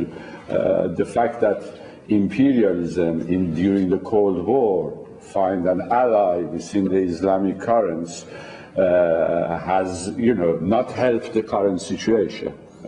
So when you look at the rise in Islamic currents, even as you mentioned in Britain, that some people are identifying it, you have to look at this history also, how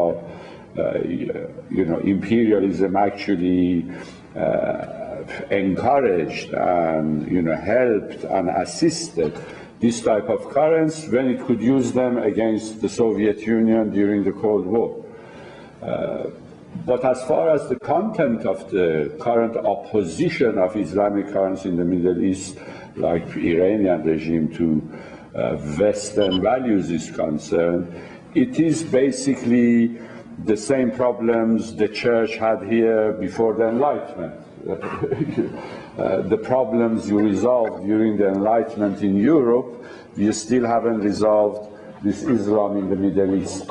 So that's the actual contextual nature of the conflict between these two sets of values. It hasn't gone through, and we haven't gone through Reformation or Enlightenment yet. But of course, he said we could go a lot further into this, but lack of time again.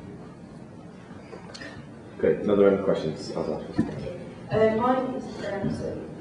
I'm also from Hope's steering committee. A comment and then a question. A comment, I just want to remind ourselves here.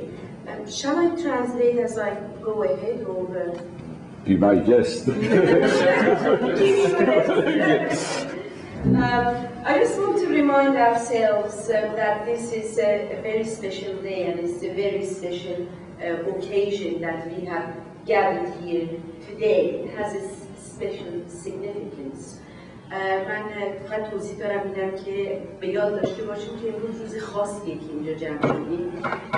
And the reason is that I think it could have been drastically different. We could have been here to condemn the regime for executing 2 activists from the student movement. And I'm really pleased that that's not the case. And we are here, and I'm really pleased that they are alive and they have managed to stay and be with us so that they can tell a little bit of the story of what's happening in Iran to the students and obviously to people in general. احتیاج هست ترجمه کنم یا متوجه هستید که دارم میگم که در حقیقت توضیح میدم که این به راحتی میتونه سناریویی باشه متفاوت که ما اینجا الان نشستیم محکوم داریم میکنیم رژیمی رو که 2 تا دانشجوی اکتیویست رو کشته ولی باید خوشحال باشیم که این الان این نیست. And the reason I emphasize it is because I think that we should use this opportunity when we leave this room all the time to remind ourselves of what we can do now that we've heard the story and we know that the struggle is continuing in Iran. And they mentioned already that while they are here, other students are being arrested all the time. We are getting now the news that in the last few weeks, because obviously the new academic year has started, there have been lots of arrests and a lot of students are now in prison. What could we do when we leave this room? Still to continue thinking about the imprisoned students in Iran, especially for those of you, who are students in other universities. What could you do? What thought could you take from this meeting when you leave? You say that what you could do in your own university, in your own institution, to continue supporting the students who are in Iran and need our support. I really want us to leave this room with this reminder and to think about it and see how we could continue our support for those who are still in Iran and weren't fortunate enough to escape and be with us.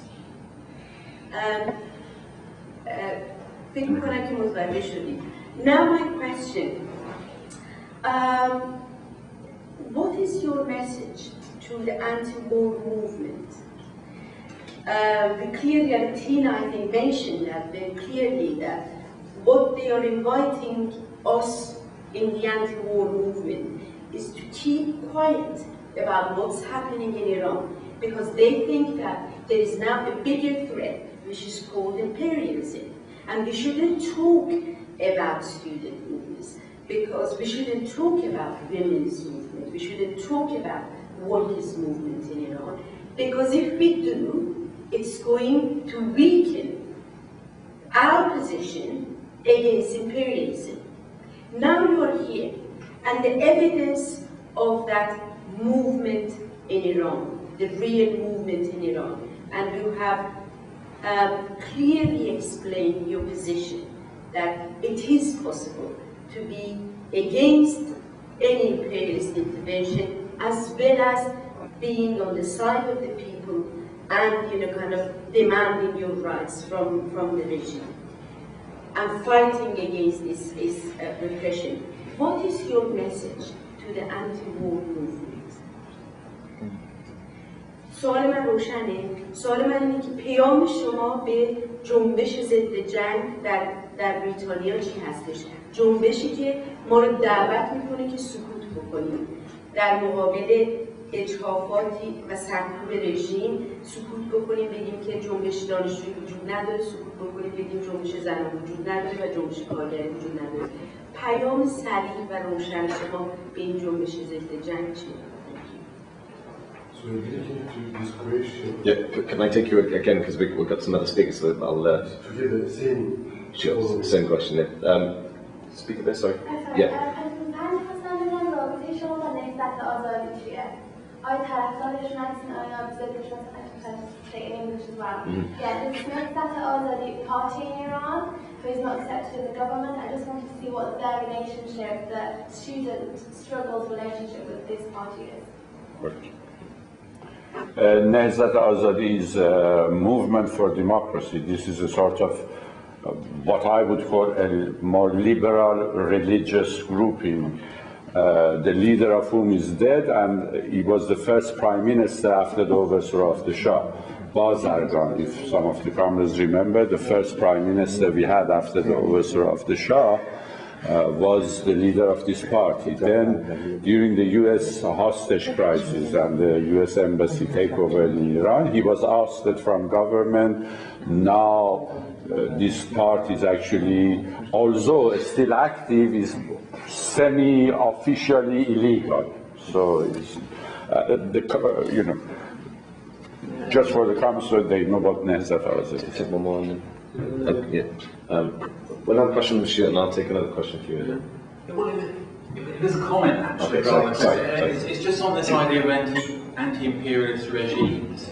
You see, there aren't anti-imperialist capitalist regimes, but there are regimes that take anti-imperialist actions. And I think, you see, when Galtieri, who was a reactionary Argentinian dictator, seized the Malvinas from the British, that was an anti-imperialist action, and a perfectly supportable action, because the British used the Falklands, Malvinas, as a strategic base against Latin America, the Antarctica, its oil, etc. And that's why British imperialism keeps it. Throwing the British out of the Malvinas was a progressive action. It doesn't mean we supported Galtieri. And I think the same could be said of Khomeini. We knew in 1979 that Khomeini was a reactionary cleric and an anti-working class sort of leader, but he led a progressive struggle to overthrow the Shah. And therefore, he took a progressive anti-imperialist action to get rid of an American agent. So I think we can support such actions without characterizing these regimes as anti-imperialist regimes. And I think if the current Iranian regime fought back against an Israeli or American attack, that would be a progressive action and we should support. So we are going towards the Third World War because of, if you see, the economic crisis. But what the system says is it's only money, it's not economical collapse. But it's online, we are going towards Third World War. And imperialism, capitalism is finished. They can't work anymore. Because they were doing casino capitalism. Casino capitalism is the end of the capitalism, which is imperialism. Now, if imperialism lost, then Iran regime is they are they will get more powerful because they were against American capitalism. Now, if you think that imperialism finish, what would happen? What do you think? حقیقتش من هم درست نفهمیدم که جفنگی که ولی بحثش اینه که خطر جنگی هست، خطر جنگی جهانی هست ولی اگر حالا فرض کنیم امپریالیسم دیفیت بشه در جنگ با ایران، آیا این مثلا این خطر جنگ های امپریالیستی رو کمتر نمیکنه؟ یه جوری میخواد سوال بحث اون دوستمونم فهمیدی دیگه، بحث استوارت هم فهمیدی؟ آره دیگه، اونم که گفت اون یه عمل ضد امپریالیستی، رژیم ضد امپریالیستی سرمایه‌داری نداریم ولی عمل ضد امپریالیستی یه رژیم سرمایه‌داری هم میتونه بکنه. مثلا مثال زدی آژاندین اون جزیره رو گرفتن، درسته گالتیری ارتجاعی غیر ذالک، ولی امر پس گرفتن اون جزیره از انگلیس مثلا این پروگرسیو اکت و ما باید دفاع کنیم. یه مثال هم راجع به همین ماجرا رژیم ایران میخواست نظر منم خودم هم یه جواب بعد به اون سوالش راجع به سوال اول که راجع به پیام به جنبش ضد جنگ بریتانیا بوده، من همونطور که اول حرفام هم گفتم یکی از محورهای اصلی بحث، یکی از مواضع اصلی دانشجویان آزادیخواه و برابری طلب مخالفت با جنگ بوده. یعنی به تعریفی که ما خودمون از معنای ضد جنگ بودن داریم، ما دانشجویان آزادیخواه و برابری طلب ضد جنگ هستیم. In reply to Azar's question of what is your message to the anti-war movement here, I have to say we as members of the Students for Equality and Freedom, as I explained in my opening remarks, one of our main planks of our demands is an anti-war position.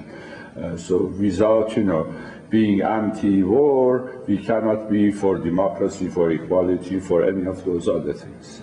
و بر این اعتقادیم که ضد جنگ بودن نه به معنای حمایت از یک دولت سرکوبگر که حالا به هر دلیلی با یک دولت امپریالیست توی موقعیت ویژه قرار گرفته است، بلکه به معنی ضد جنگ بودن از سر ضد مردمی بودن جنگه. حمایت ما نه از دولتی مثل دولت جمهوری اسلامی که به اعتقاد خودمون یک دولت سرکوبگره، بلکه حمایت ما از مردمیه که توسط این دولت تحت سرکوب هستن و همچنین خطر جنگ احتمالی امپریالیستی زندگیشون و معیشتشون رو و تمام هست و نیستشون رو تهدید میکنه. And the reason we oppose the war, we are against any threat of war or any real war in the region, is not in the sense of defending this repressive regime against any threat of foreign war. The sanctions and the war has caused hardship and misery for the population. In defense of the Iranian people, we oppose the threat of war, not in defense of the Iranian regime. و همچنین اعتقاد داریم که موضع گیری و طرز فکری که صرفاً دولت‌ها رو نگاه میکنه، صرفاً حکومت‌ها رو نگاه میکنه و صرفاً رابطه سیاسی بین حکومت‌ها رو نگاه میکنه، هیچگاه نمیتونه طرز فکری باشه که بتونه یک جنبش اجتماعی واقعی، یک انقلاب مردمی واقعی رو سازمان بده و بتونه یک جامعه‌ای بسازه که برای اون مردم قابل قبول باشه، اون مردم بتونن توش آزاد و برابر زندگی کنن، بلکه در نهایت میتونه به یکی از طرفین مذاکرات سیاسی بین کشورها و دولت‌ها تبدیل بشه.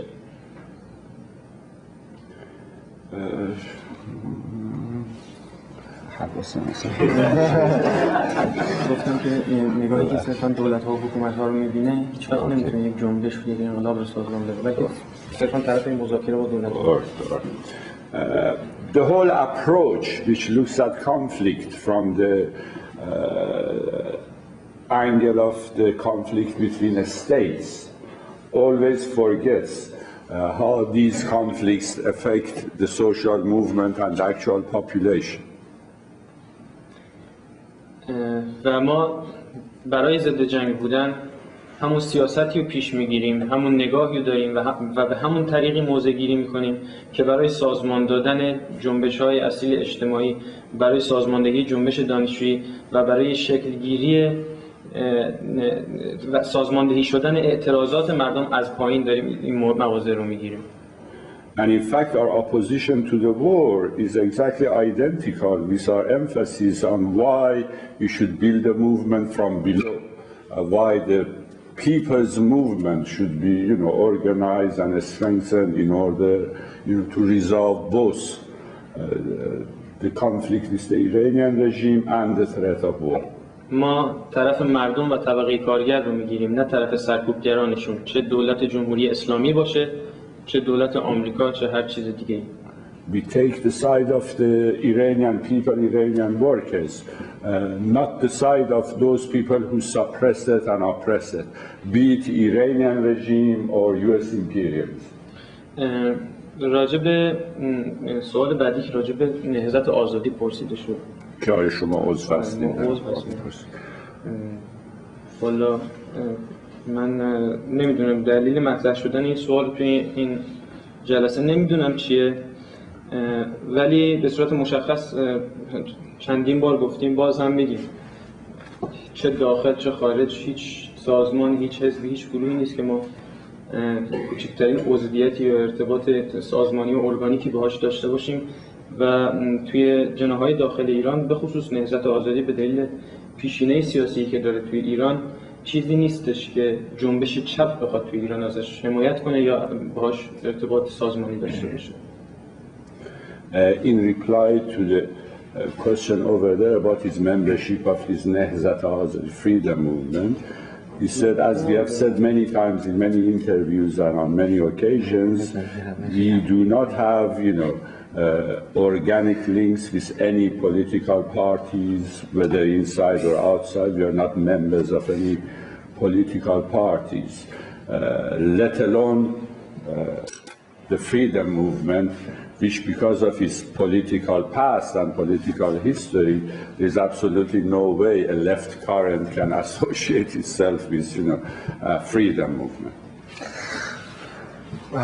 و این دو تا سوالم من سعی میکنم جواب بدم.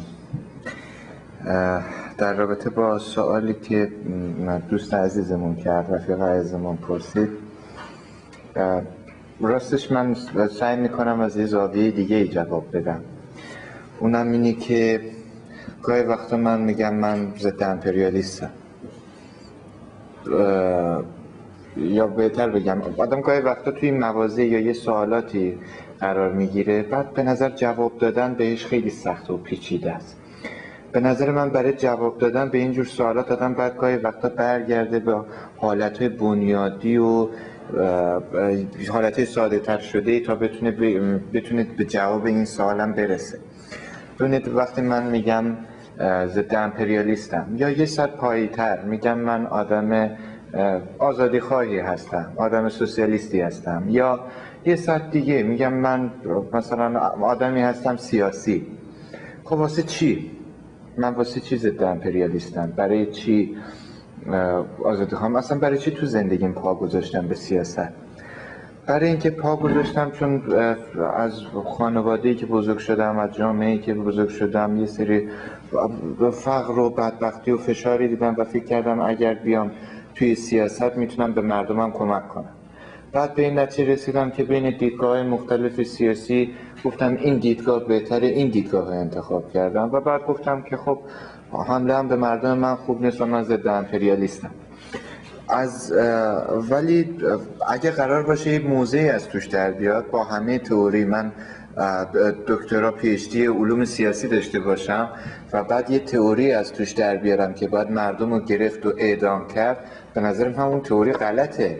مهم نیستش که من پی اچ دی سیاست دارم یا با چه فاکت های از کتاب های مارکس و بزرگترین تئوریسین های علوم سیاسی بتونم اثبات کنم که اعدام کردن مردم درسته. اعدام کردن مردم غلطه، حالا با هر فاکتی باشه.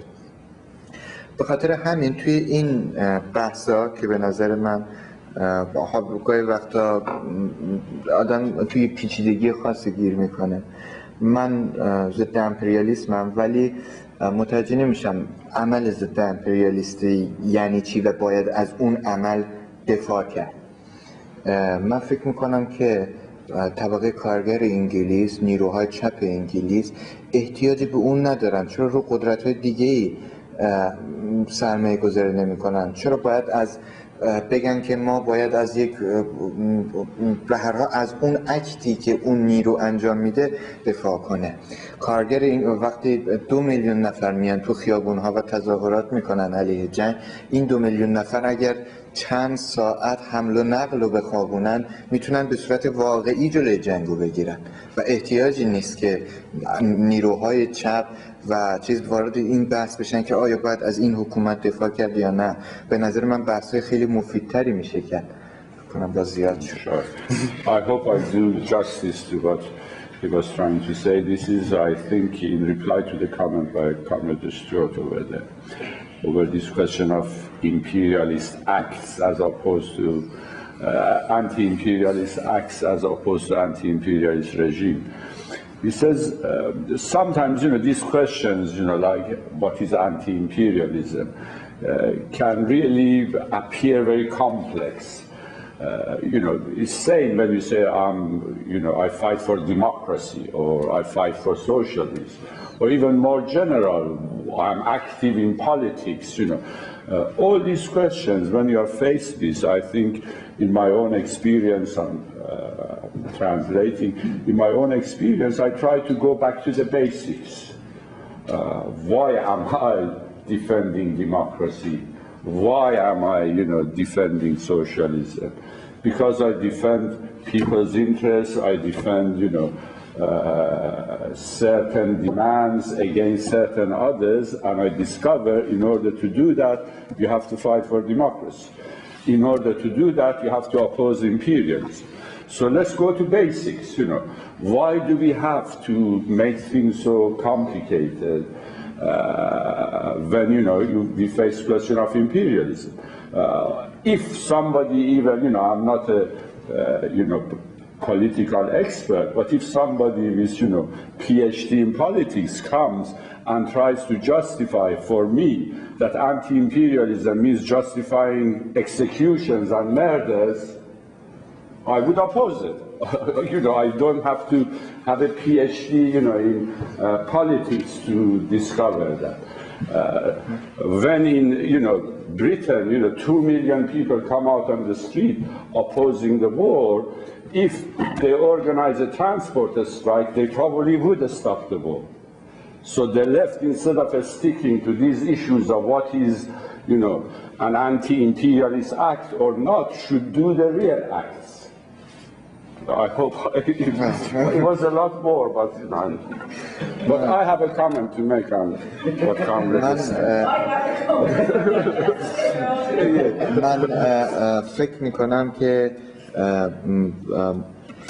من فکر میکنم که در عین اینکه جنبش ضد جنگ و ضد امپریالیستی در انگلیس و در همه کشورهای اروپایی و متروپول داره اهمیت خیلی زیادی برای مردم آزادی خواه سراسر دنیا، ولی باید آغوشش نسبت به جنبش‌های آزادیخواهانه و مبارز تو اون کشورها باز باشه و خودش آزادی بیان و رعایت بکنه که افرادی که از اون کشورها فرار کردن دچار مشکل هستن بتونن حرفشون رو بزنن.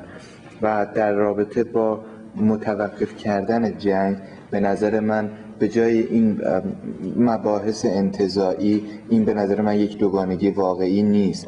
میشه به اهرم‌های واقعی تری فکر کرد که من فکر میکنم چپ اینجا قدرتشو داره.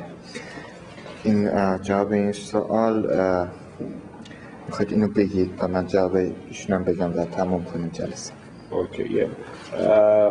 What you sort of finished on was the fact that in the anti-war movement, in the sort of current situation of anti-imperialist struggles globally, still what is the most significant issue is the popular movements, is the social movements, is the workers' movement, is the movement for democracy, which is going on in all these countries.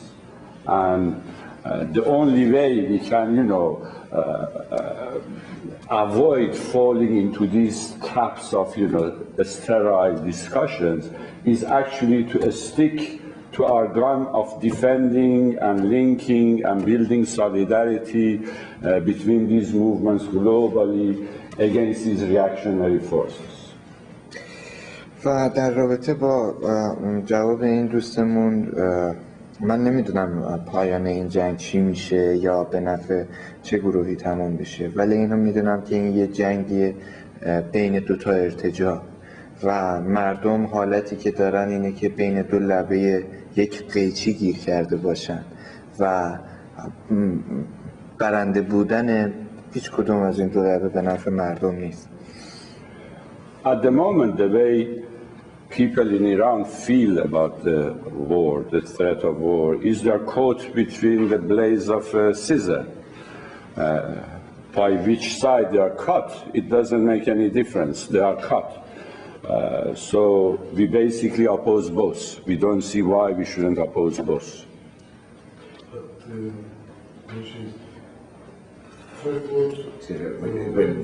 Very short time. Because imperialism is finished, that's what I see, and that's you can see it's clear. And now Iranian regime could be more powerful because they are against imperialism. So Are you saying if imperialism, sorry, I couldn't understand, because I have to understand to be able to translate. Are you saying if imperialism is gone, or is it already gone? If it's gone, I mean... If it goes, yeah. Because we are talking about the Iranian regime and imperialism, but we never talk about the imperialism, what is the situation now, and how could it be affected? We might have to carry on this conversation afterwards because we are very short on time. Yes, because, yeah. من متوجه نشدم من متفق میشم حقیقش نمیدونم بازی که سالم که ولی بحثش اینه که I don't know. To be honest, I'm trying to translate. I still don't understand, exactly what you. Yeah. Do you want a quick comment? Not really. Just, I forget about the comment I was going to make about Kaveh Abbasian's, remark, but just to, re-emphasize the fact that in our experience in Britain, in relation to the student movement in Iran, what I've discovered is the more links, direct links, that are established between students over here and students over there. I don't mean attending meetings or, signing petitions or, coming to demonstrations. I mean direct link, via email, via telephone, via internet, with a student activist in Iran is one of the greatest help we can actually provide. Because they're, struggling under very difficult circumstances and in a very harsh situation. And such direct contacts not only gives, a lot of encouragement and moral support, it can actually be very helpful in terms of immediate reaction to events. Because every day students are arrested, they face threat of execution, they need this type of help, they need that type of help. If there are these links established, we could really build a powerful campaign of solidarity. And I wish, the presence of comrades here is utilized to that end. When they go around universities and introduce, the student movement in Iran, I hope, one thing that come out of it could be these direct links. Because hope he may go away tomorrow, may not exist, things may change, but these links should stay and should be always there, and these are the major things that would help any form of solidarity. And I hope, our student friends who are here would bear that in mind and do their best, because the student movement in Iran has a huge significance for the future of the Iranian situation in Iran. The more we can get to know it, the more we become familiar with it, the more links we build with it, can only help, would be fruitful in many different ways. Also in the way of, I hope you don't take it badly, in the sense of, introducing a sense of, reality to the British students of what, life is about, what is actually going on, it could also help in that area, I bet you. Okay, before we go, sorry for overrunning for that. I'd like to thank both our comments from both our comments from Iran, from Iran too. Our student comments from Iran, whose speeches are truly inspirational, and also thanks to Torab for translating so well. I think for the 2.5 hours we had with this, so a big round of applause to all three of you.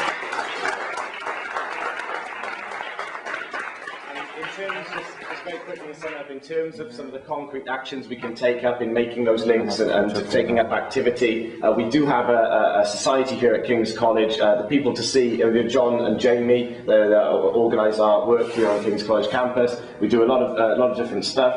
And also you can get hopefully membership cards there. It's only a €5 for your students, so make the most of it while you are.